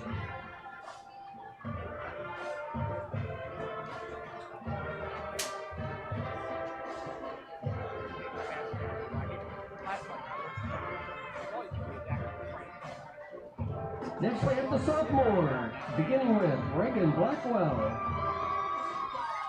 Reagan's a part of the track and field for 3 years at Lakota, 2 years for AAU. One of her favorite things is our athletics and family bond.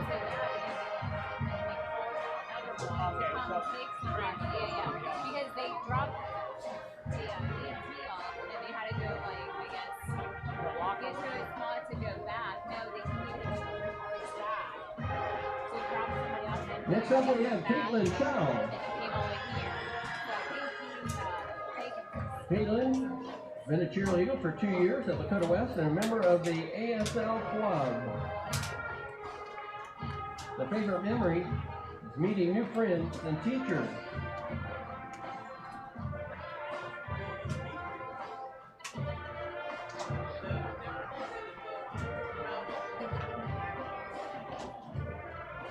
Next up we have Shael Demir. Kyle enjoys boxing outside of school. Used to volunteer at the animal shelter and enjoys the spirit of school and the environment. And that makes school very fun at Lakota West.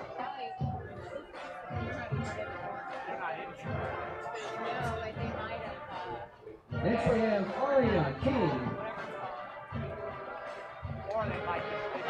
Aria's been a cheerleader for 6 years and currently cheers for the West football and basketball team. She is CPR and AED certified with the Liberty Township Fire Department. Favorite part about being a Lakota West Firebird is being a part of the best sports school in Cincinnati. Next we have the juniors, beginning with McKenna Jones. McKenna is a cheerleader for the Lakota West varsity basketball, football, and competition teams. She's been cheering since 7th grade. Also a part of the Lakota Career Connections team, elected by her teachers in her sophomore year. She volunteered at the Annual Friends with her sister Addison, and her favorite memory about being a Lakota West Firebird is Friday Night Lights. Next we have Summer Love. Summer has been part of BSU, choir, ASL club, and youth groups. She often works with the elderly at the nursing home and takes trips to the food pantry to help pass out food. She likes going to the football games and being able to show her school spirit in the student section. Next up we have Nolan Rudd.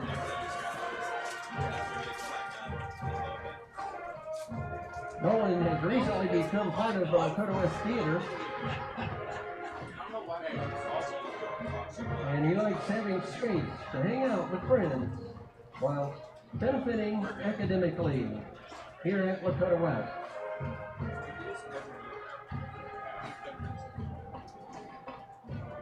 Last up we have Margot Tucker. Margot's been part of the Lakota West marching band for 3 years. Butler Philharmonic Youth Orchestra for 2 years and Lakota West Theater for 3 years.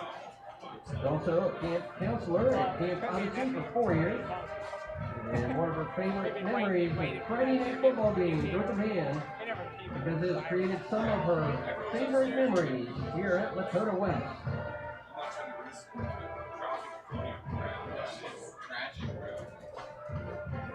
And now for the seniors, we're going to begin with Tyson Davis. Tyson plays football and basketball for Lakota West. He's one of the team captains for football. He's also a member of SAAB, the Student Athlete Advisory Board, and he's involved in youth life. One of his favorite memories or favorite characteristics that he's obtained in being a Lakota West Firebird is learning to grow and becoming a leader on and off the field.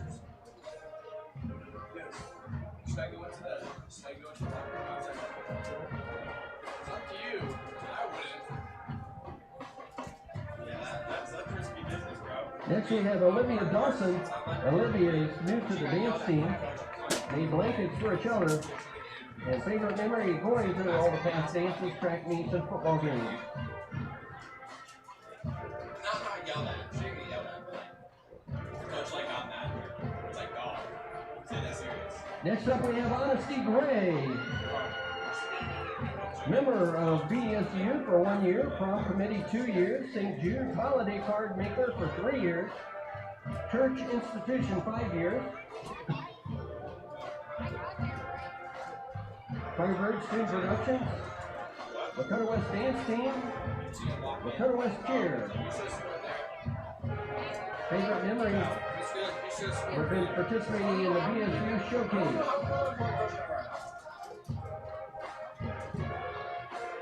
Next up we have Josie Hale. Josie's a member of FCA, a leader for 3 years, football, basketball cheer 4 years, West competition cheer for 1 year, SAAB and HOSA. Also assistant coaching Lakota Lightning cheer team. And favorite memories cheering under the Friday night lights. Next up we have Riley Hall. Riley's been part of the Lakota West varsity football, basketball, and competition cheerleading teams. He's a cabinet member of the Student Athlete Advisory Board and is also an active member of HOSA and True Stream. He's also a junior coach for the 5th grade Lakota Lightning cheerleading team.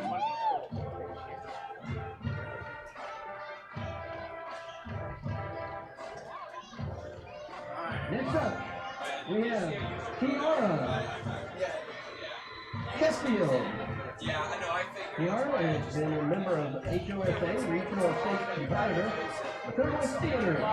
This will be her second year with that. On the junior board for 2 years, senior board, Black Student Union, club member for 2 years, and National Society of High School Scholar member. Some of the best memories come from Friday nights.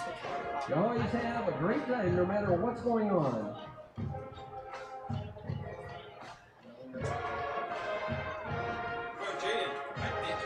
Did you have water right here? And ladies and gentlemen, for the moment that you've been waiting for, No, that's yours. congratulations to the 2025 Homecoming Royalty winners, Tyson Davis and Josie Hale.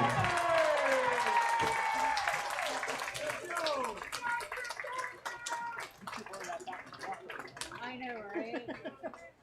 Yeah, they won't give you a hard time. Again, congratulations to Tyson Davis and Josie Hale and all of our homecoming court. Let's give them all a big round of applause.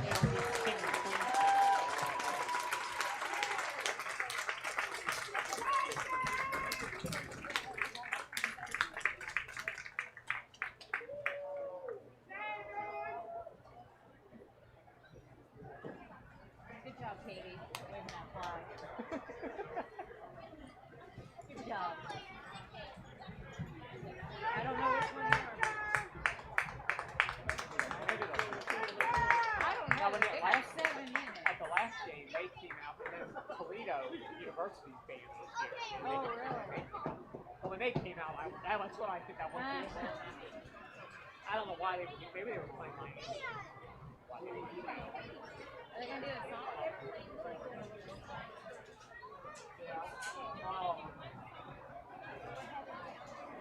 Oh, they're going to do something.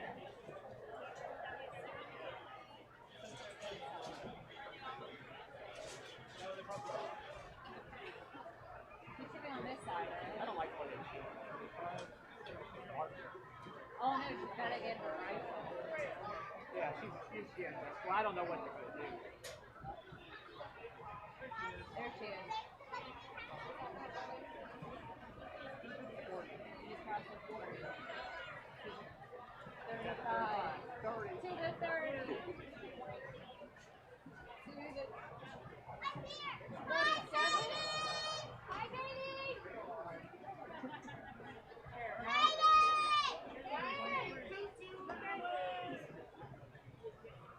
Charlie, the microphone's right there.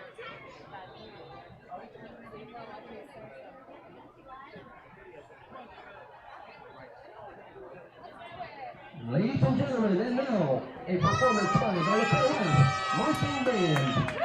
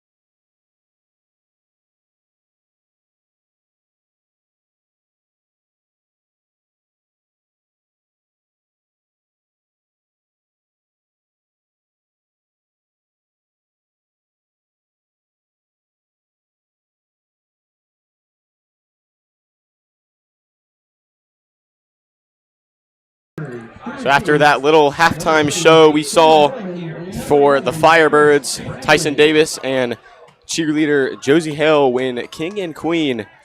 They are a couple and really, really nice people. Dexter, what went wrong for the Firebirds in that first half? Nikos, I think that we just need to adjust the game plan a little bit. We went for a lot of runs and long passes. I want to see that mid-range to... Oh, that one's going to be... You got to pick that up. Oh, my goodness. That's got to be the worst way you can start the second half. Oh, man.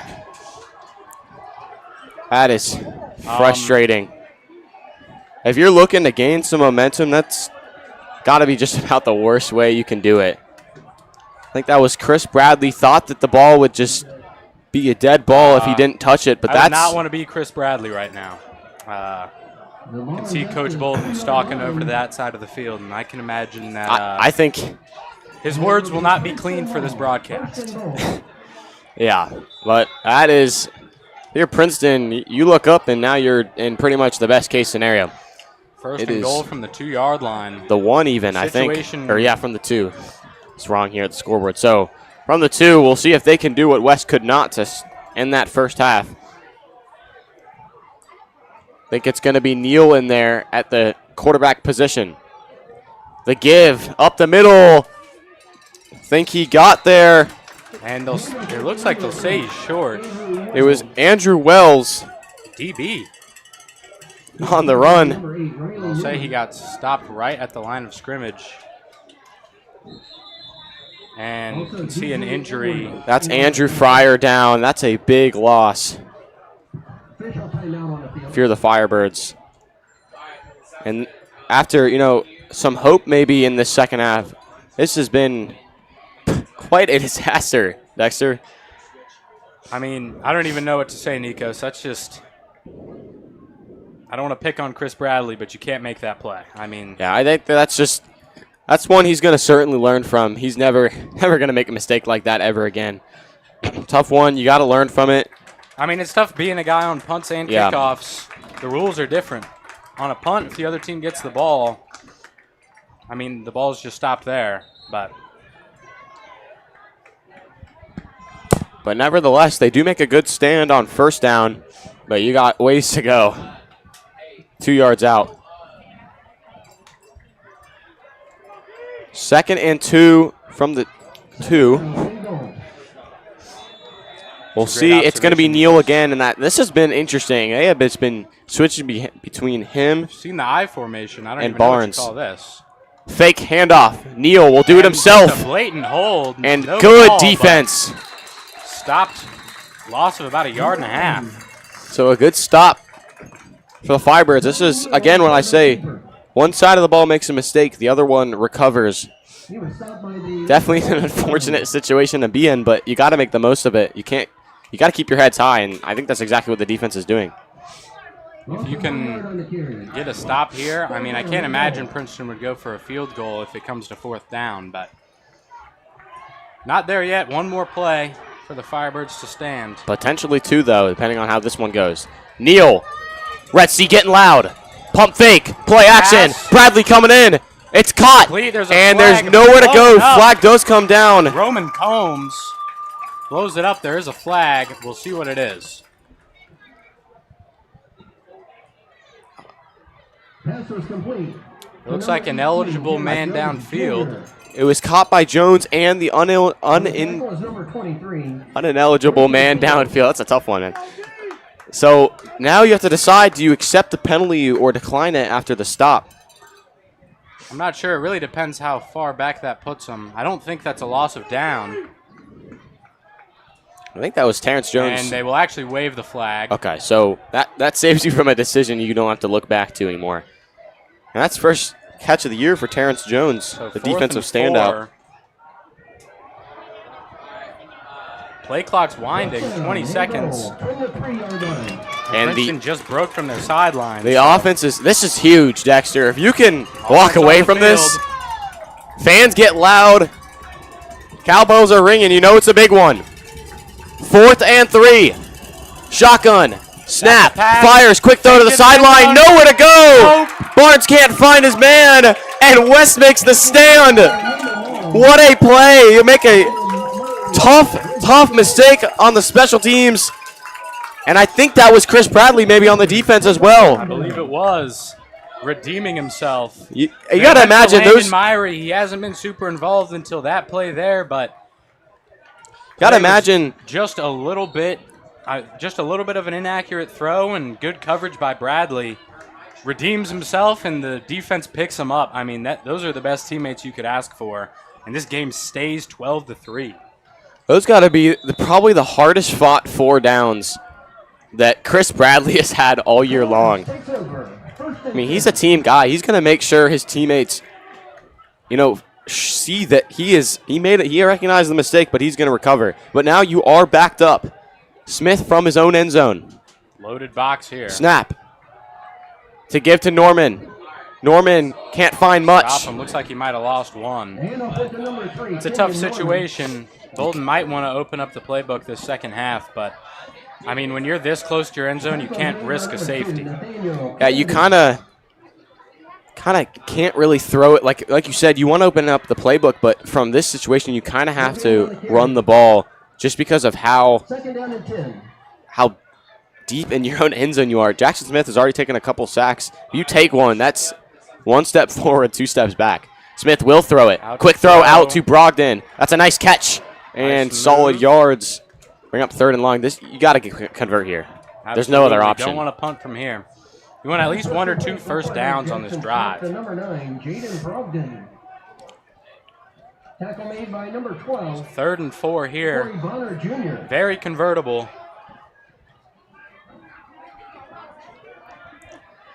Convertible indeed. 3rd and short. This is hard to defend in an area like this. You don't know where the ball is going to go. Time clicks to 9 left in the 3rd. Smith loaded right side. Snap. Rolls to his right. Gets it out to Davis. Davis fights. I don't think he got there. Nope, looks like he got stopped right around that line of scrimmage. And now I just don't know what to say. I don't know if West doesn't have some short passes over the middle in the playbook or if Bolden just doesn't feel confident using them, but, I mean, it's just... Yeah, you have a linebacking core like they do. And It's a quick Dubois pass. drops it. Still gets a good punt off. It's dropped. Neal dropped it. It's picked up. Going the other way. Down the sideline. Number 10. Yassine Salam, the man himself of the hour. Touchdown. That changes this game. Oh, my goodness. Disaster turns into... There is a flag. Oh, no. Nevertheless, this should be West ball regardless. It should. We'll see what unless West fans are on their feet looking to see what this call is. They're going to have to talk a lot. Yassine Salam, a big defender last year, kind of had less of a role this year, but still been very helpful, as you can see. We'll see what the call is. And it's on West, but it will be West ball. I think it was a late hit or unnecessary roughness, but now I'm not. I mean, oh man, it says after the play. I'm not sure how that negates the touchdown, but I mean, refs know the rule book better than I do. Certainly, but that's definitely a game changer for West. But they still have the ball. I mean, that's what really matters here. The touchdown would have been amazing, but now you can start the second half, pretend like nothing happened, move forward. I mean, you're right where you would start with a fair catch. This is like absolutely nothing has happened the second half. 1st and 10 from the 25, just with about 5 minutes left to go. Less to go. It'll be a give to Norman. Patience pays off. Norman tripped up. He falls after a gain of 8. And just my blood pressure out now, Dexter. You start off the half, a just mistake on Bradley's part.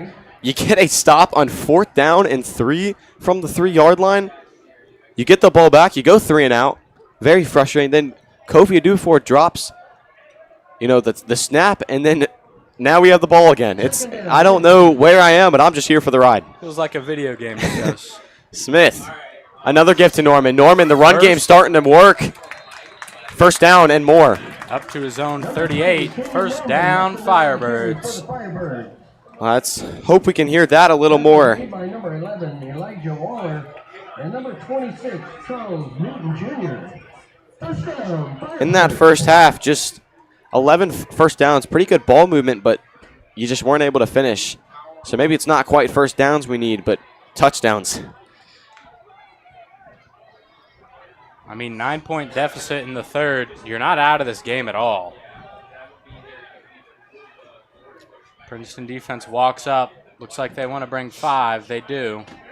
Norman, and he's got nowhere to go. Norman. Huge play by Jeremiah Harper. Read that one like a cookbook. I mean, you just got to pick up the blitz. They brought 5. We had, I think, 6 guys blocking. You can't let that come through.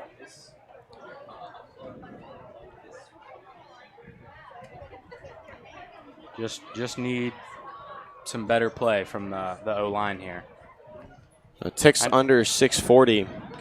That wasn't on my keys for the game I wrote down, but I did speak on it a little bit earlier in this game. The West O-line really needs to have a good game today. They haven't really to this point. Smith, nice throw out to Davis. Davis cuts up. Davis. He does his thing. He's Fights more. Forward. And that's, you saw him during the homecoming, run through. He obviously was disappointed, and I think everyone would be in that situation. But then you saw him after, I looked at him down on the sideline after that kickoff debacle, and he was just frustrated. So I think he's going to come out here on this drive, give it everything he's got. So watch for him to make some big plays here. I mean, that was very physical. Got hit probably 5 yards before he ended up. I mean, just kept chugging the legs forward. And he's such an interesting guy. He's so physical but so fast at the same time. Got great hands. Really do it all. The flip to Davis. Davis has room. He's got a first down. The stiff arm still going. Breaks another tackle. And he gets another 8 out of it. Up to the 35. Tyson Davis. I talk about it almost every game I commentate, Dexter. Momentum is 90% of the game. If you don't have momentum on your side, you don't have the confidence on your side, it's going to be tough to move the ball. But it's starting to swing. Absolutely, Nikos. Football is a very emotional game, perhaps more emotional than any sport we broadcast here. I mean, it's such a unique sport. It really is beautiful. And speaking of beautiful, this West Drive is cruising. Definitely. It's looking maybe the best we've seen today. But, again, you have to get a touchdown. You can't stall out. Smith looking. To his right. He's got time. Lots of time. Plenty of time. He's going to take it himself. Running up the floor. Still going. He gets about nearly to the first down. 4 or 5 there. And that'll bring up second and medium. Princeton player shaken up. Looks okay. That's Derek Jeffries, the linebacker.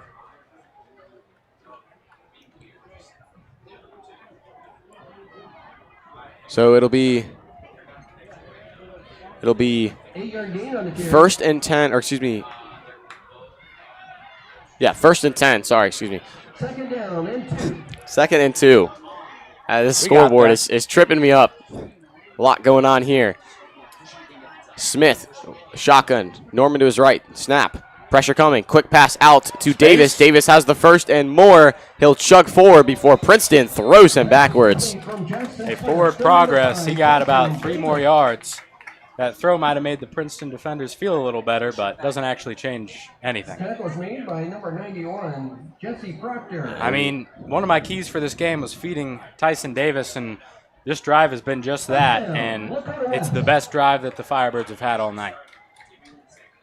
And it'll be deep into this third quarter now. Again, I'm not going to say anything about this drive anymore until we get that touchdown, because that's been what West – they've gotten pretty good yards, but they just haven't been able to finish. So on a fresh set of downs, they'll motion out Norman. Smith, pressure coming, gets it out. He's going to the end zone. He's got Bradley, and it's tipped up. Good defense right there. They want pass interference. I think that's Nathaniel Kennedy. Kennedy has been everywhere. so far tonight. Him and Bonner Jr. have been making big plays. So now on 2nd and 10, the deep ball has looked successful, but just kind of stalled out a bit after a couple nice throws. I mean, honestly, just good all defense. Of Jackson's throws have been accurate. It's just the Princeton defenders have been playing, well, good defense. Yeah, stepping up. They've been making plays all night. It's a chess game, all right. So on 2nd and 10, they'll motion Davis across. Smith will take the snap. Pressure comes. Breakdown. Stream. They've got Norman. Norman is blasted in the ankles. And I actually think he lost yards there. Yeah, good tackle by Nathaniel Kennedy. 2 plays in a row there by him. Nikos, I think ideally this drive doesn't stall out, but even if it does, I think that you're okay with a field goal. I mean, it makes it a 1-score game. Okay, yes, feeling good. I would say no. Just with how the last few games against Princeton has gone in the regular season, with just 9 points combined, I need to see a touchdown before I'll feel confident about anything in this game. But again, yeah, like you said, a field goal still helps. So Smith, 3 to the left, snap. 5. Norman will go out, and he goes down. A huge, huge play. What a tackle by number 97. He's not listed on our roster. He was picked up by number 97.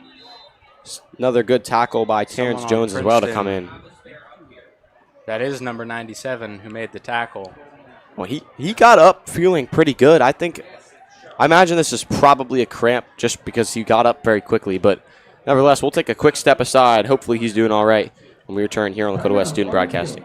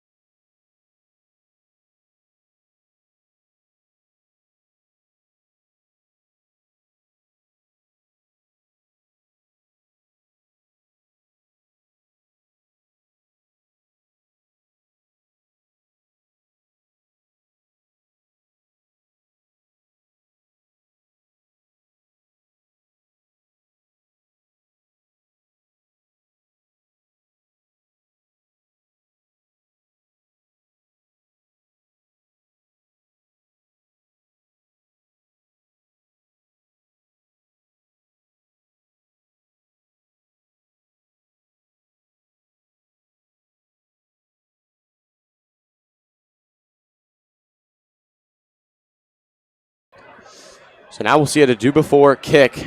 This will be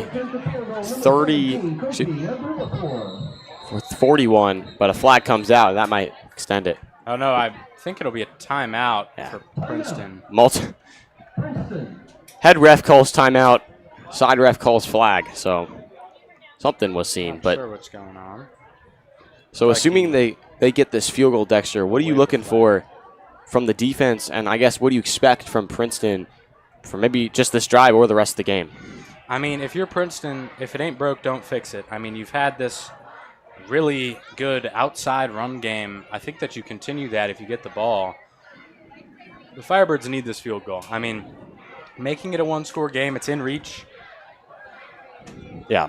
But when you're – I kind of like the call. Just feels bad seeing that drive stall out. I like the call, though, to not – obviously, you don't go for it on 4th and 14, but I really hope this one goes in for Kofi Dufour's confidence. It's from 41. He's got the range. Yep, 41. It's just going to be about accuracy and not getting blocked. Off that edge again, and it's blocked again. You got to go get that ball. Princeton might take this all the way. It's just Wyatt Schroeder to stop him, and he's tripped. No, he's still going. He's still going. It's going to be a scoop and score. Flag comes out There is a flag. on the 15. For now, it's a Princeton touchdown, but I imagine this one might go back. Nevertheless, it's their ball deep in Firebird territory. And a Princeton player is also down. A lot going on right now. We'll see what the refs The call. Princeton players might need to drink a little more water. Feels like they're cramping after every play. It's a hot night. I don't blame him. We'll have to see what the call is. I mean, something's up with that field goal unit. I mean, you can tell. It's been the guy off the edge. It's not, low kicks from a do before. It's just they're letting a free man come off the edge every time. Yeah, it's been off that right side. I don't know if there's a miscommunication or just Princeton has a really good drawn-up special teams scheme, but it is. Looks like they did call a penalty on the Firebirds. And that's frustrating. It's been the little things tonight. It really has. So they'll call a crackback block on West, I believe. Not really sure. They Something signaled bad. Towards that west side. Princeton player is still down. I'm not sure if this one's a cramp, just because he looked like he was in real pain, not just a leg cramp. And maybe the penalty is on Princeton. A personal foul on the Firebirds. So Touchdown they'll score. offset, and that's a touchdown. So now your score is 18-3, a mirror of 2 years ago. And the Princeton student section and sideline goes crazy. You just don't know what to say. Everything that could be going wrong for the Firebirds is going wrong. It's a frustrating game, to say the least. I mean, just an obscene amount of special teams errors. For anyone who might not know, Dexter, what do you classify a crackback block as? Sorry, that might be my my former football player coming out in me. It just means an illegal blindside block. So there was a Princeton player looked like he was trying to, guide his man downfield, and I believe it was Wyatt Schroeder who just came up right in front of him where he wasn't looking and just slammed into him with his shoulder. If you wind back your TV or your phone, you should be able to see it on that play. Yeah. Didn't really matter in the end. So it looks like Princeton will go out and go for two. Want to make it 20-3. Make it not a bad decision at all. 3-score game. It'll be the give to Hambrick. Hambrick has it. Hambrick And fights. he's in. And I think that's the cause of just maybe defeat defense. And now flags fly, and that's Flags every single ref saw something.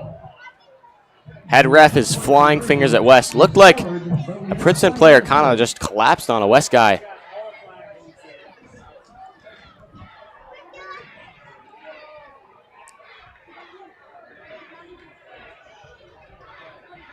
Refs conferencing here. I think that a normal West defense is getting a stop there on that first contact. I think that's just the equivalent for a defeated defense who is just frustrated. A lot of frustration tonight. Tired from all that playing time. But we'll see what the ref says. All right, so personal foul on Princeton, personal foul on West, and they'll offset. So 2-point is good. It'll be 20-3 at Princeton. And you can really tell there is bad blood between these two teams. I don't think I've seen this many personal fouls, things after the play happening like I have in this game. I mean, Nikos, this just isn't what I was expecting. No, sir. 20-3 is your score. Just under 2.5 to go in this third quarter. It's not over yet. Make sure to be back when we return on Lakota West Student Broadcasting.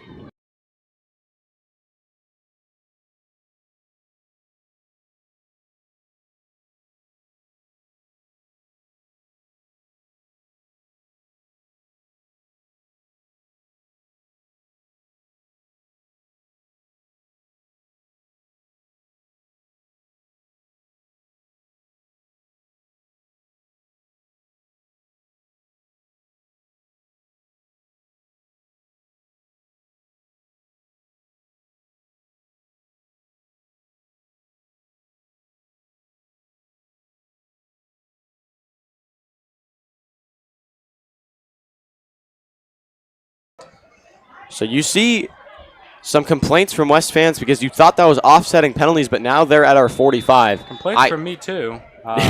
Yeah, I don't really know what's happening. A very interesting game tonight, to say the least. I really could not tell you why they're at our 45. Must have been something with that, but they'll go for an onside kick, and they just got it. Flags come out. He was 10 yards on that. I'm not sure. Flags flag. It's got to be every single play, and they're usually offsetting too. Another one comes out late.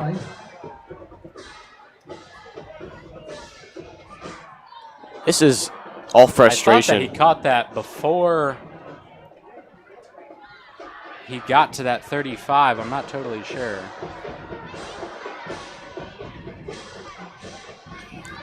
I mean, it just feels like we're waiting for the referees to decide something every single time.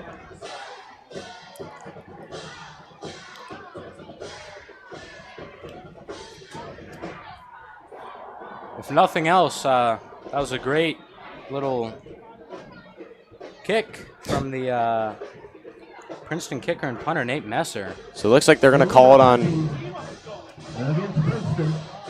It says after the play. This is their third called penalty. So they'll walk back 15. But So at the least, this should be good field position. well, yeah, I guess Firebirds do have the ball. 3 penalties on that play, Dexter. It's got to be like the 20th of the night or something like that. This is getting ridiculous. All right, 14-23 total left in the game here. It's not over. I mean, 17 points is not a whole lot. It's definitely feasible, but offense has got to pick it up from where they've been for, you know, the entirety of this game. Since the ball has to go 10 yards on the onside kick, this is going to be West ball in really, really good field position. You got to look on the positives here somewhere, Dexter. Couldn't tell you why West has the ball, what happened. Thought Princeton had the ball, and then Princeton got fouls, and There'll be another give to Norman. hit hard. Another flag comes down. out. He'll get maybe a yard. And it'll be holding on West. I mean, this is just what it's been the whole game. West does something good, they counteract it with a penalty. It's just been a lot of opportunities. Just felt kind of wasted. Just not really gained, but with all this happening, not a lot of time as much time as it feels like, not a lot has gone off. You still have 14 total minutes to work with, but you're going to have to start moving fast down 3 scores. Your team really just has to come together, and it just doesn't seem like quite the time for it to happen, but we've seen miracles earlier this week as that one is over the head of Davis. That'll bring up 2nd and 20. Not very close either. So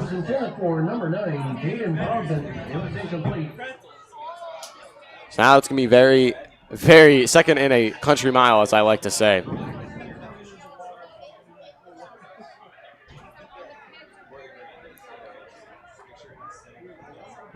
Because it's just, it's hard to have a lot to say about this game. I mean, You're looking for the positives, but in one like this is really maybe the biggest weakness in West is just not being in a lot of situations like this. You look around the GMC, you have a lot of competitive teams who are in these losing situations maybe every other week and then winning ones others, but West really is not in these type. They don't really know how to play. Jackson Smith evades one tackler, gets it out. Low throw to Bradley, can't get it complete. it's a smart play there. The pass was intended for number 11, Chris Bradley. It was No loss, but 3rd and 20, Firebirds are going to need a big chunk play.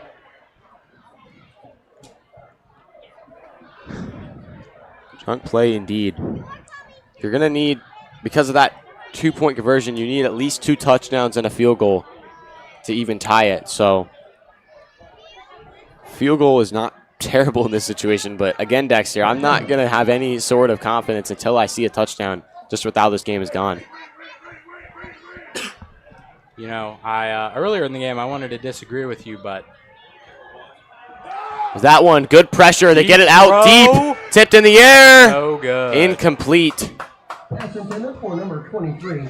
Nearly caught by Roman Combs, but good defense from Princeton again. Pass was broken Also up by nearly number caught by 21. Nathaniel Kennedy. That one was a little, I think, higher than Jackson Smith intended, but it's kind of hard to blame him when you got Princeton D-line running right at your face. That's right, Nikos. So it'll be a do before here. Fourth down. Punting to Zion Neal, the East transfer. Do before. Good kick. That one will bounce. And takes a West bounce. Very good bounce. So it'll go inside the 10. So a very good punt. Again, looking on the positives. But tough situation to be in. 20-3, 1:36 to go in the third quarter when we return here on Lakota West Student Broadcasting.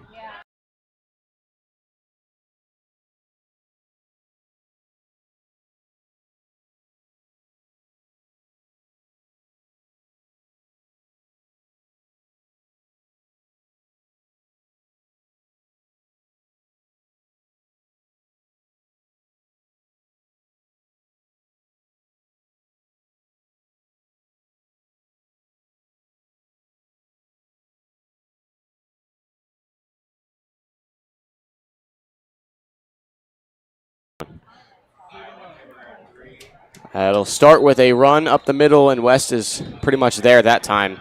So a good first down play. Nehemiah Neal.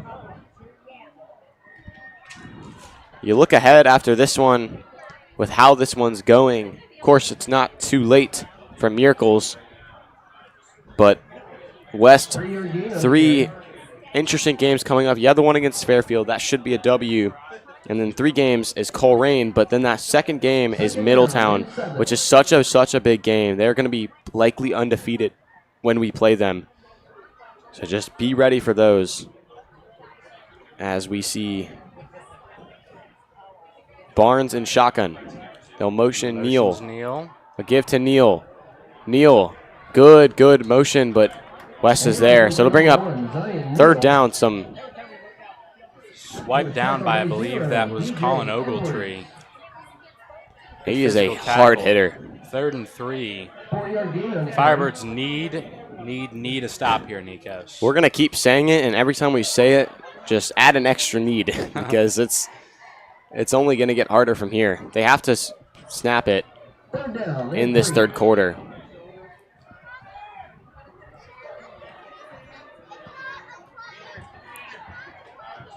Oh, it's gonna be the Not final showing play. A whole lot of urgency.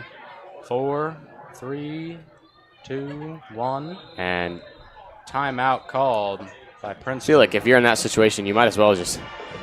Well, I guess you do have 3 timeouts, but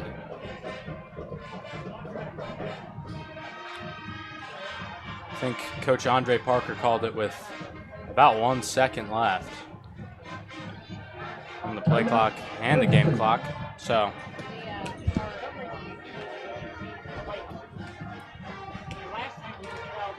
with 1 second left, we'll see what they draw up here. I'm thinking something to Neal just with how well he's played tonight. You can tell he has not skipped a beat versus West and his dominance at East in that rivalry game. I mean, he's a great player, but just honestly expected more of the West defense, especially Thomas and Edwards, but it almost feels like Princeton has been running plays specifically to avoid them. You know, going And to it's the a outside. smart decision. It's good coaching. It's probably the 2 best linebackers, or the best linebacker core in the GMC. So avoiding them is a great game plan, especially considering that the Firebirds have been shaky on the outside of the defense. So on third down, it will be a gift to Neal on that outside, and he's got the first down and more before he's wrapped up by Colin Ogletree on that Princess Island. Another, again, shoving. It's just every single play. These 2 teams are just going back and forth. I don't see, if you're Princeton in that situation, you're up 17. I don't understand why that extra shove is needed at the end. Gotta say, I mean, things are escalating. Yeah, it's another flag. I mean, I think West would have pushed him back 15 yards. Because I saw at the end of that play, it was a shove from David Fields, and it was pretty egregious. It's also in front of the refs. I mean, yeah. you gotta, if you're gonna make a shove at the end, you don't have to do it right when the ref is watching. But so that'll be the end of the third. We'll stay with you here as the refs sort this out. It does seem like West couldn't keep their cool, and it feels a little bit like they,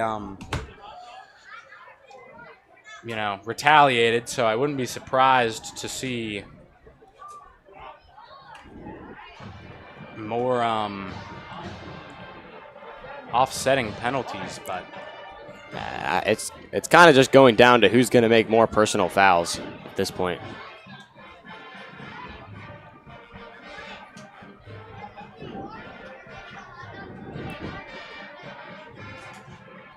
Again, this is a lot. So it'll start with a personal foul on West, or they hit another one on Princeton, and once again, they offset Dexter. So wow, it'll be a first down. Who could have guessed? I mean, honestly, that's just at the beginning of the game, I said West needed to play disciplined, and they haven't to this point. And it's these kinds of, you just got to keep your head cool, because when you're playing Princeton and things get chippy, if you stay calm, it's only going to help you. You let them take their anger out on you. That's fine. You might take a couple shoves, but you're going to gain a lot of yards. I mean, like I said earlier, football is an emotional game, but just got to figure it out. Got to stop having penalties. Got to stop retaliating when Princeton's getting chippy.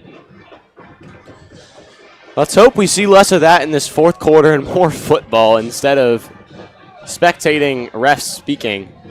And we'll do a quick update. East, again, just barely up 31-27 on Hamilton, thanks to Lakota West Student Broadcasting, or Lakota East Student Broadcasting for that one. Well, we can have the credit. Yeah, we stream both games at the same time, Dexter. So we'll start the fourth quarter with some football, Dexter. No more penalties. Yes, please. For the fans' sake and for the team's sake. So it'll be a first down. And 10. Whistle calls, they'll see what they run. Barnes will give to Neal. Neal goes nowhere, and he's wrapped up at the end. It's like a gain of about 1 or 2. It's a good play. That's what the Firebirds need. In a situation like this, Princeton's going to be trying to end this one as soon as possible, while West is trying to stretch this one out as much as they can if they want to get back in this. A 3-and-out here and a touchdown would change the game, but you're starting to run out of time. But with how crazy this game's been, never say never on some crazy plays happening. Oh, yeah. I mean, we've seen Yassine Salam with a monster touchdown that got called back, scooping scores and interceptions and blocked kicks, and another timeout for Princeton. So that's the final timeout for them. West still has 3. We'll see what they talk about, but we'll be right back for the final 11-13 in this game here on Lakota West Student Broadcasting.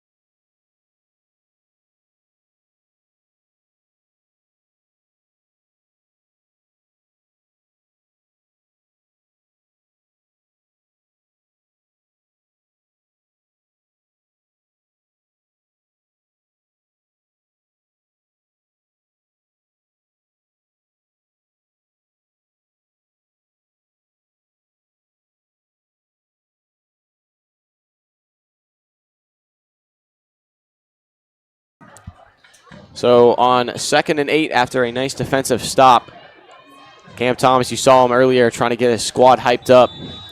We'll see if it pays off. Definitely a little frustrated. I would be too. Direct snapped to Neal. Neal rolls. Pressure coming, and Fryer gets there. He throws at the last second, but I think he was down. And yep, they'll say he was down. That's so the right be call. A sack for It was like about 10. who else but Andrew Fryer on the sack. Yeah, Fryer made the big play. You hear his family getting hyped. It's always good to see a supportive family So, like Andrew Fryer has. long way to go for Princeton. This is a step in the right direction. 11 minutes to go in the game. You cannot allow a first down here, Dexter. Obviously, it's 3rd and 17, which is very difficult. I know but you said we add a need every time we're trying to make a stop. I think we can add 2 on this one. Yep. We're up needs. to, what, like 7? Direct And snap to Neal. Neal goes Blair everywhere. Gets him right at the line of scrimmage. Huge tackle from Judah Blair. And now it's up to the offense. It has been all game. Now, Pretty much. Even though Princeton scored 20, the defense hasn't been the problem today. I mean, a lot of these touchdowns have been on some freak plays and just – it's been a little weird. This game's been a little weird. And a lot of non-offensive yards that you can't really put the blame on the defense. Of course, like the blocked punts, or excuse me, blocked kicks really put them in tough situations. Absolutely. 4th and 16 punt. It'll be up. Low flyer. That one looked maybe like he got a finger on it. Bradley will pick it up and try to picks return. It up, jukes back, Looking for some redemption. and he'll get dropped. It's a good tackle. That's Princeton's Noble James on the tackle. So Nate Messer pins them pretty deep.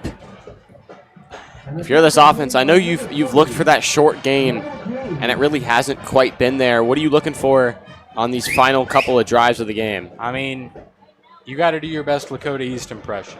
Air raid, just sling it around. You have the receivers to do it, but you just coaches have got to have something drawn up to get a touchdown, and pretty quick, if I'm being honest. Yeah, whatever it is, I think it's got to be something unique we haven't seen all game. So it'll start with Smith with Norman behind. 4 wide. They'll motion out Norman. Empty backfield for Smith. Smith looks left. Steps up in the pocket. Fires in the middle. It's caught for Jordan. Jordan Hello, past the 50, Jordan. and that's a great start to the drive. And Firebirds are marching up to the line. They got to go. Got to go quick indeed, and that's what you're looking for. We've talked about it all game. In the middle of the field. It's what we need. Like I said earlier, down the seams, I said Xavier Attica, but I don't care who it is at this point.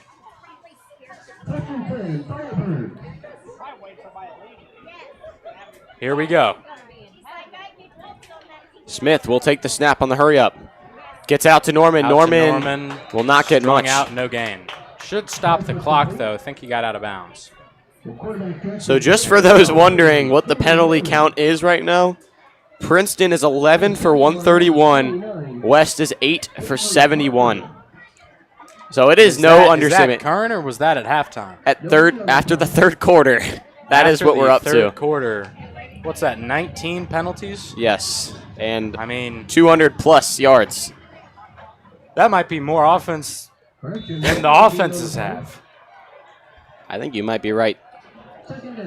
Or at least more than West has. All right, 2nd and about 9 3/4. They might run the same Big play. blitz. Pressure comes, and that Blown time up. Princeton was there. They tried to run that same play from a couple plays ago, but they were there that time. Jamari Harper. And there is a flag down. Not sure what that'll be. And through those first 3 quarters,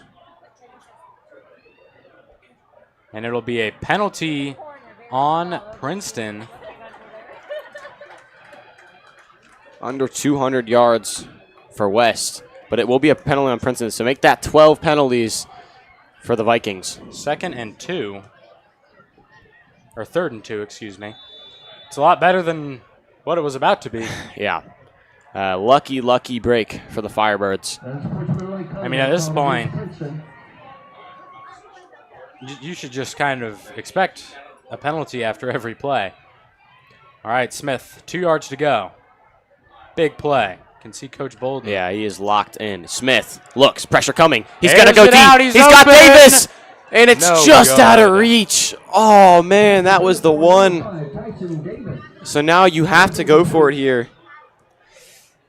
I know I was saying look for the deep shot, but I think you kind of just want the first down there. I mean, 4th and 2, you don't get this, and that might put you out of it. It is You a want the desperate touchdown, time, but- desperate measures for sure. That was the one. You catch that, it's a different game. Davis needs to hurry to the line. And it'll Time be ticking Smith. under 9 minutes. Yeah. It's not a whole lot of 8:55. time. Princeton Smith. walking up to the line, sends another Quick blitz. throw to Bradley. He'll try to fight for that Bradley, first. He's he got it. That should be a first. From quarterback Jackson Smith.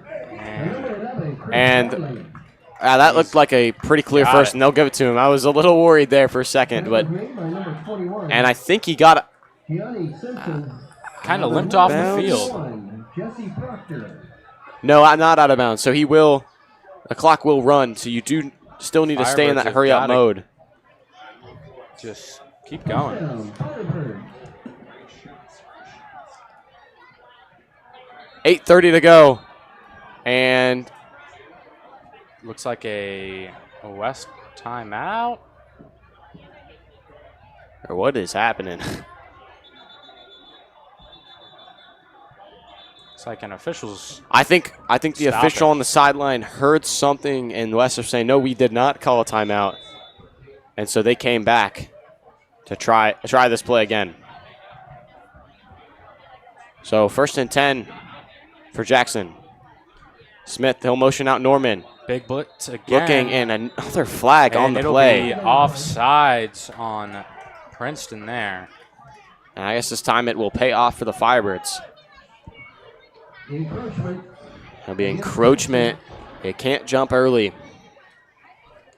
1st and 5 now for See this a new offense. face in at wide receiver for the Firebirds. It's number 81, LeBron Lumpkins. 5-yard penalty.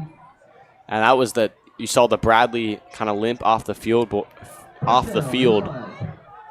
and you need every receiver you can get here. So hopefully he can step up here, and make a play. He is a talented young man for sure, very fast.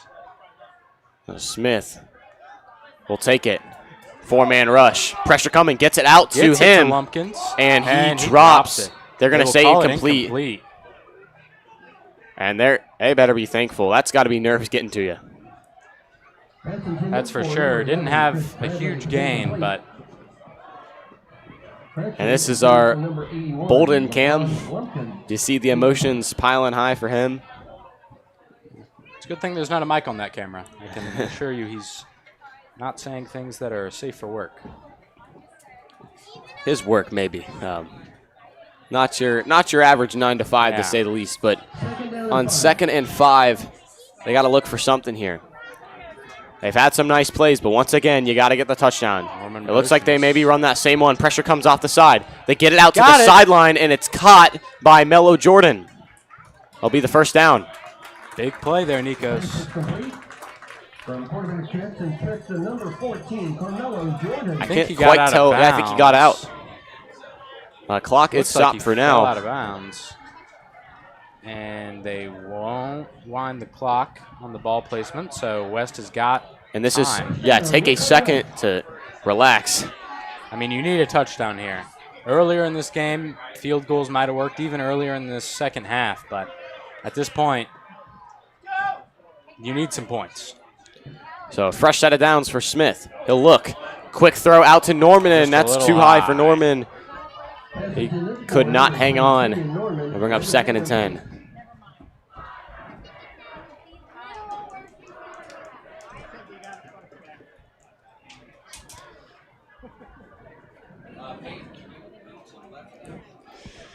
So 2nd and 10 now. Like you said, clock is slowly ticking away. You do have 3 timeouts still, but I don't think this one can go under 7 before you're pushing game over territory.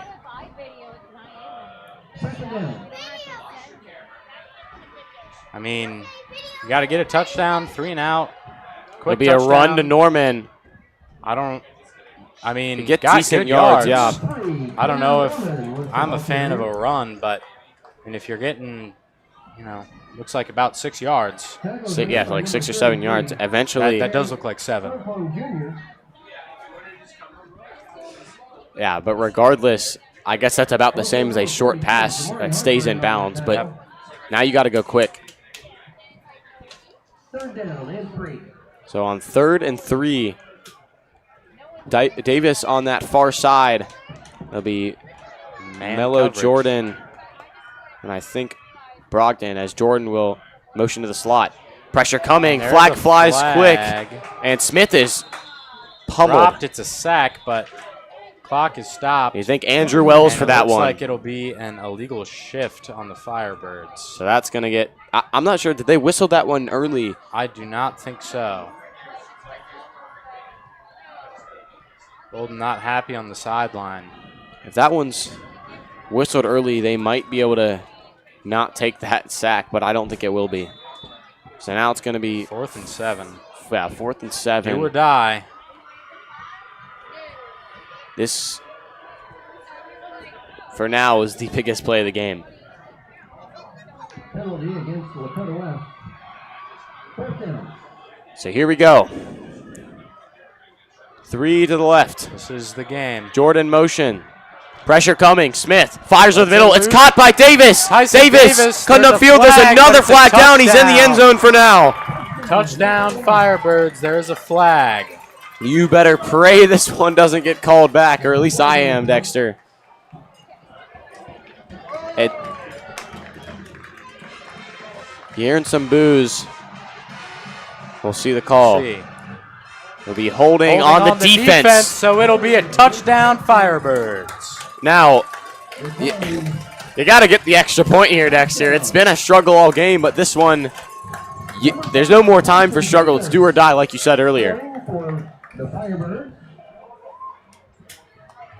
I think they thought about going for 2 for a second. I kind of like it, although in a situation like this, you got to get the 1. If you go for 2, though, you can take the lead with that field goal at the end if you're able to get it. But then again, if you didn't get that 2, you would have to get a 2 later in the game, assuming you get another chance. But under 6.5. And we see Tyson Davis getting carried off the field after that. Just out behind the end zone. Can't That quite see it is on your camera view. Not good for the Firebirds. Yeah, or for our homecoming king.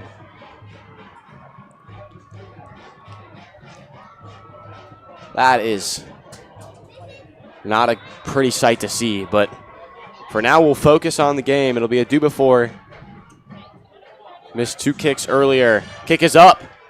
And that one was a high Right flyer, and it's good. So He was not playing around.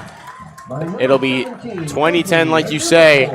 6:22 to go. Number 12, White. It's getting close, Dexter. Never 3 say never. timeouts left. We saw a miracle earlier in this week in that girls' Sycamore game. Anne Marie Wambugu with the game-tying kick. It was a huge, huge play. So maybe we have some more magic tonight. We'll go back to that East Hamilton game. And It's 31-20. They did win. So I think that just goes to show how many penalties we've seen tonight, that their game is already over. We still got 6:22 to go. Games both started at 7 because Yeah. And I think ours a little later just because of the future Fiber night. So kind of just goes to show what a game we've had tonight. And hey, if you get that much excitement, you could get a little more.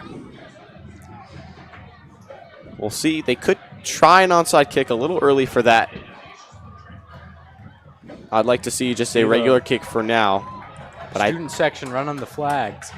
I think the Red Sea for that. You see Aiden Lowry, Izzy Shout out Staten Aiden Lowry. in company, across a superstar. I think they might be going for an onside or something. It looks like something different. You practice this one every day. And we're moving back forward. We move back, now forward. What a weird game we've had today. Now, is this like where we freeze? Everybody clap your hands? I don't. Simon says. You You practice this a lot, I imagine. You got to be ready for these situations. I really don't mind this.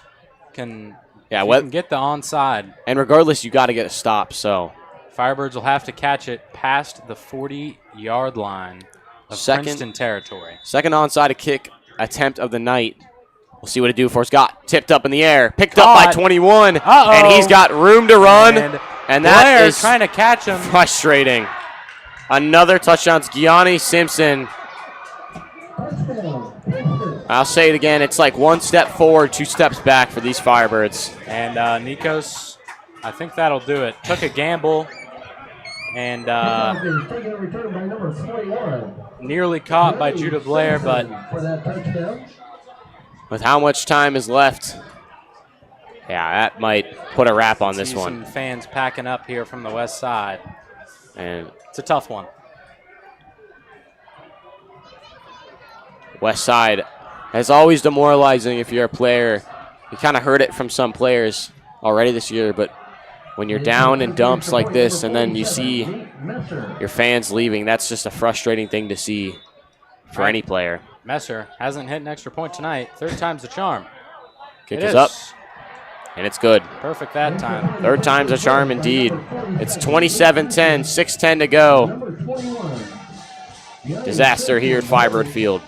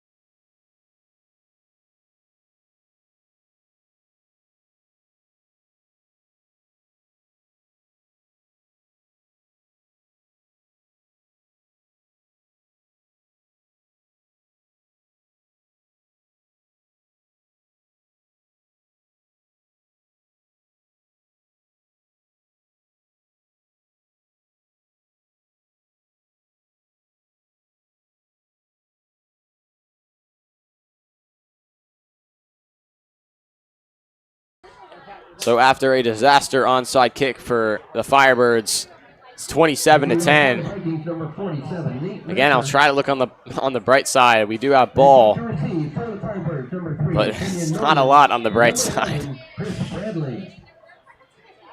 So the kick is up for Messer. It'll be a low flyer, goes out of bounds. Flag flies on that one. Just another one to add to the night. You can't kick it out of bounds on a kickoff. You can on a punt, but on a kickoff. Make them kick it again, maybe? I don't know. Yeah, West coaching, we're telling them, stay out on the field. I'm not quite sure why. I'm not sure why you wouldn't just accept the penalty. Well, I think that the coach does get an option to make them kick it again from further or just take the spot. I guess they're putting their trust in Chris Bradley to hopefully get a kick return touchdown, or some kind of kick return. But I feel like, wouldn't you start? I think you start from the Messer to make a mistake, Nikos. That's true. That's true. From the 35 or the 40.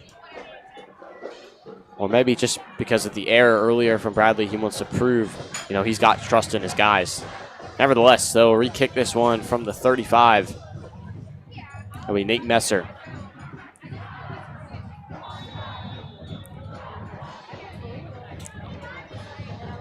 Messer will boot this one. A low squib kick. Be picked up by Norman. Norman will cut up. Norman's got room to run, and that's about the most running he's done tonight. Helmet flies for Princeton. That's Derek Jeffries who loses his apparel.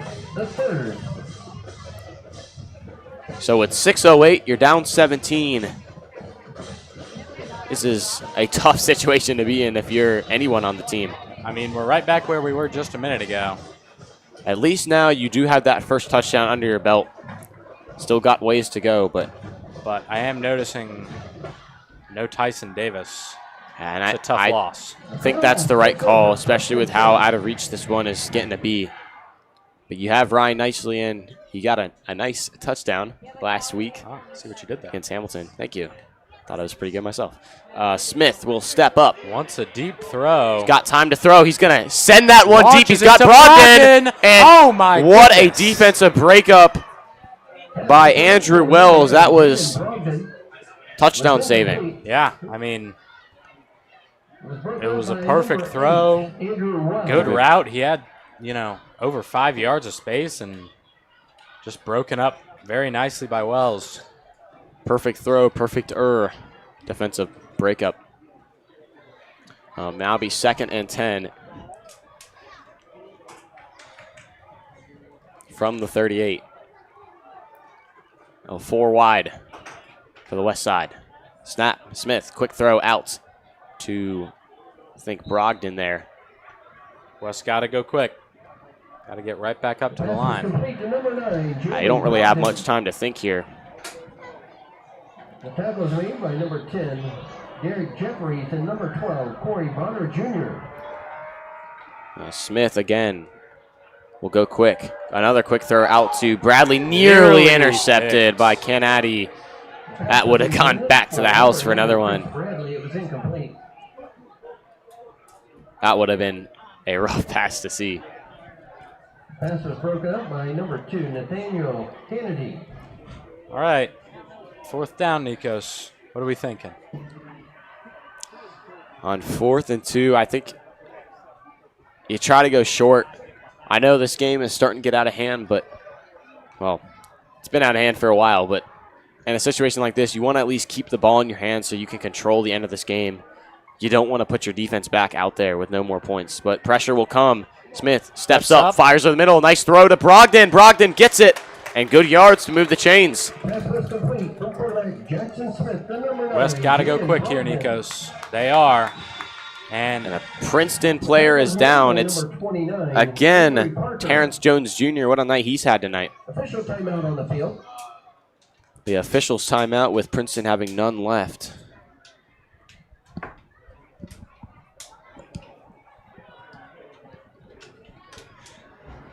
But a really nice play from Brogdon to move the chain. So with 5:26 left, West gets a chance to breathe. You got to finish on this drive and hope an onside kick attempt goes a little better. You still do have those 3 timeouts as well. never over till it's over. 5 minutes, it's a lot of time, especially if West is able to work those sidelines. But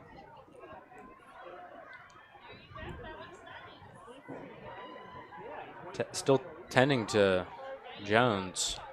And I doubt we'll see him the rest of the game, as 17 points with 5.5 minutes left. No risk involved there. A great game for that young man.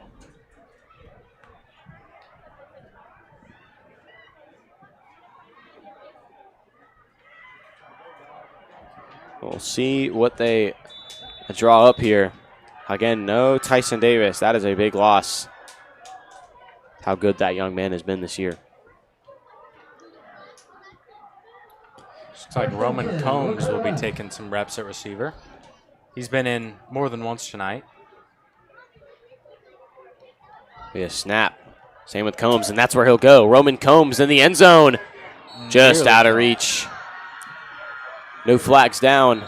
And just as I say it, one flies at the end of the play. I mean, that is pretty textbook taunting. The pass was intended for number 23, Corinthian Fields. It was incomplete. Flag on the play. I didn't quite see anything. What did you see there, Dexter? So after that breakup, I know our viewers saw it on their screen. That Princeton DB, I do believe it was Gianni Simpson, celebrated pretty much right in the face of Roman Combs. So waiting. Looks like the referees will converse again. I'm not totally sure of the logistics of that. I think taunting is a 15-yard penalty. Yeah. Sportsmanlike. And I just don't see. I mean, you're up 17 with 5 minutes left. Princeton's You've been winning this rivalry. but- I don't get what you have to feel to get emotional in one like this. You know, you've been on this team probably your whole high school career, and things have gone pretty well for you. You know, it's never good to get emotional, but you kind of understand the perspective of the team is down. Wow. Gianni Simpson has been ejected from the game. I imagine he probably said something in the face of Roman Said Combs. something, or with how many fouls we've had, he may have had a unsportsmanlike on his name in the ref's book already. So, and looks like Noble James will come in and replace him.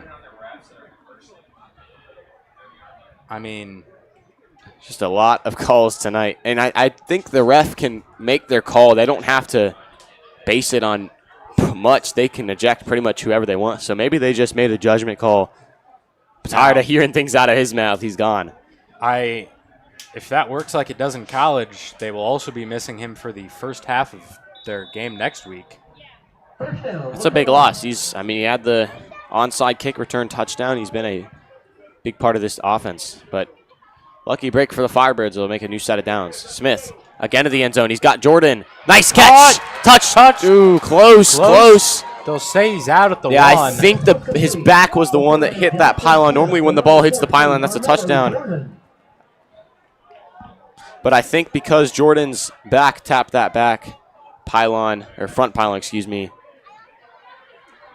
it'll be at the one. Gotta hurry. 5 minutes, a touchdown here. Do we see the It's not first over. Philly tush push for the Firebirds? I mean, they've tried it a couple times. Doesn't look like they'll go for it. They'll get set quick. A wide open Brogdon, and you see the frustration on them. And it'll be a false start on Brogdon. Bolden is losing it on the sideline. I mean, I don't know.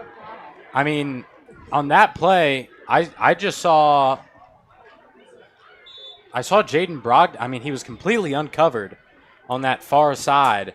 And when it looked like right before the play started, he kind of turned towards Smith like he was maybe expecting a little pop screen play. But nevertheless, went early, hands it off. Nothing. You got to see a shot to the end zone now. Yep.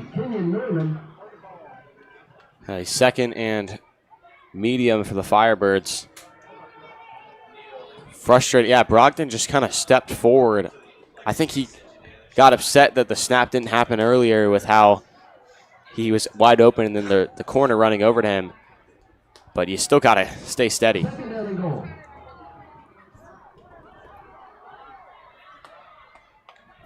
Snap for Smith. Moving. He'll take it himself. Fights forward and won't get there. Gotta wonder, Nikos, when does West start using these timeouts? Maybe on this upcoming Princeton drive? Yeah, you have to use it on defense when you don't have control with the ball. If you get a touchdown here, you get a 3-and-out using those 3 timeouts, and then you get an onside kick. That's pretty much the only way you win this game, but kind of a bit of a reach there. Smith, snap. Huge projection. Right back. What a play. I think that was Jamari Harper who just, that's one of those well-timed plays I've ever seen in my life. Ran right down him, not much you can do. I actually think that was Derek Jeffries. Derek Jeffries, okay. But, I mean, what you said is true. Just perfectly timed that blitz right through the A gap between the center and guard and just blew that play up. It'll be 4th and goal from, looks like the 4 or 5 yard line. So now 4th and 5. All right. Forget every other play. You got to score here. Jackson fires to the back of the end zone, and it's Too incomplete. No flags. That'll do it, Nikos. Princeton takes over with no timeouts. This is getting out of, it's out of reach. I think it's safe to say. 3 minutes to go. Viking ball.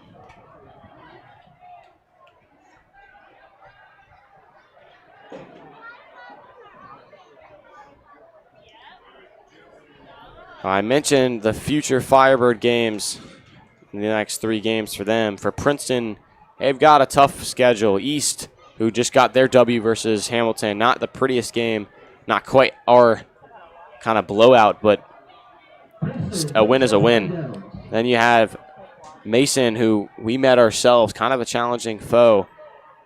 And then, of course, Hamilton, who's no easy target as well, but they'll run this one out. And that could be a safety. Andrew Fryer couldn't get him. I was going to say maybe change the game, but I don't know if it would. Down 17. Timeout called by the Firebirds. So after the timeout, we'll let Princeton game plan for the rest of their drive. We'll be right back here on Lakota West Student Broadcasting.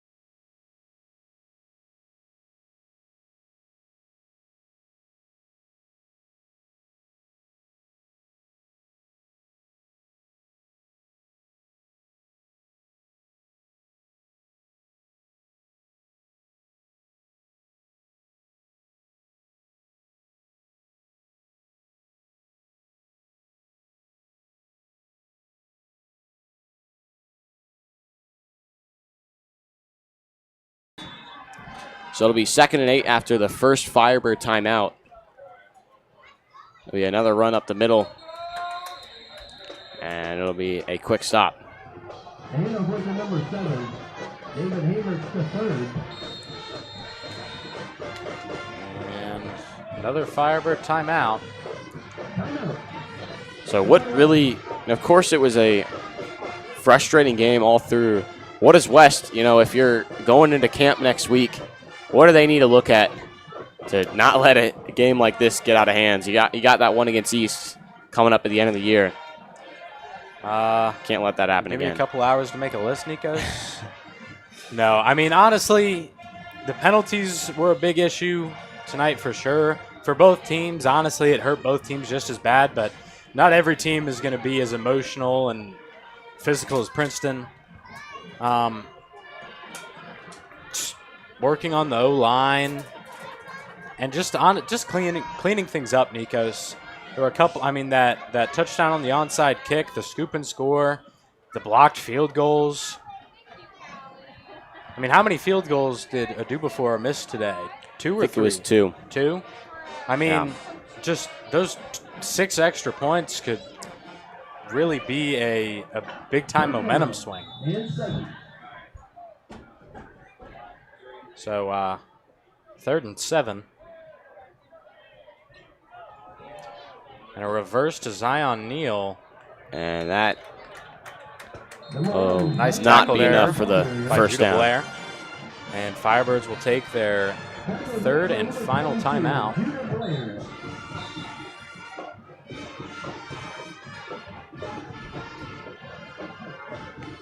Timeout on the field.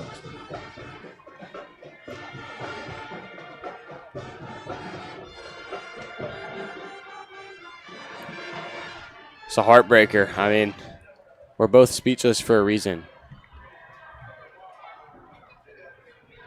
Just a tough game, to say the least. I talked to you earlier before the game. I felt like if there was one thing that would lead to a Firebird loss, it would just be getting in our own heads. I think you could argue we're better than this team, and I would. I think this team is incredibly talented, but I think West has so much talent on their offense and defense combined that they definitely are at the level. This is not who they are as a team. I think like you said, emotions got the best of them through the penalties. I think the self-imposed mistakes you saw a lot were just because of just, the anxiety you have around this team, the history. It's the only team you lost to in the regular season last year. It's just a rough one. That one will be a great bounce for Princeton. They'll get to about the 46 where West will take over. Saw Landon Myrie running up to that ball. He, I don't believe, has touched the ball tonight. He had one attempt on that throw into the end zone earlier when West got that goal line stand at the beginning of the second half, but I don't know if they've targeted him or... It's been very, very quiet. He hasn't touched the ball, and I don't think that they've targeted him this whole game. Besides that, if you end up seeing Princeton again in the playoffs, you look at this game, you take that away. You now know how to stop Landon Myrie. You move forward with that in mind, but you fix the other mistakes that were made throughout this ball game. Penalty down. It'll be a personal foul on the Firebirds, I believe. I don't know if that'll be an automatic first down for Princeton. It's one of the most physical, emotional games I think I've ever seen, Dexter. And kind of using these euphemisms, physical, emotional. It's not. We don't mean them in a good way. I mean, you want to see physicality. I mean, it's terms that go both ways. You want to see physicality. You want to see emotion out of your guys, but definitely not in the way we've seen tonight. You got to limit it. I mean, it's football. For both teams, really. I mean, having played, it's very easy for your emotions to get the better of you, and it's so detrimental to your team if you let your emotions get out of hand. I mean, it's always great. I go back to the Bengals of the last couple of years. I watch them on my TV, and I think they've done a really good job of staying disciplined and allowing the other team to say things at them, and they take it. They say, okay, give us the 15 yards. We won't retaliate. And I think West just needs to take some advice from the guys in the big leagues and do more of that. My Niners, they like to talk back. They like to talk back. And that's the difference between San Francisco and Cincinnati. We're the heart of the country, man.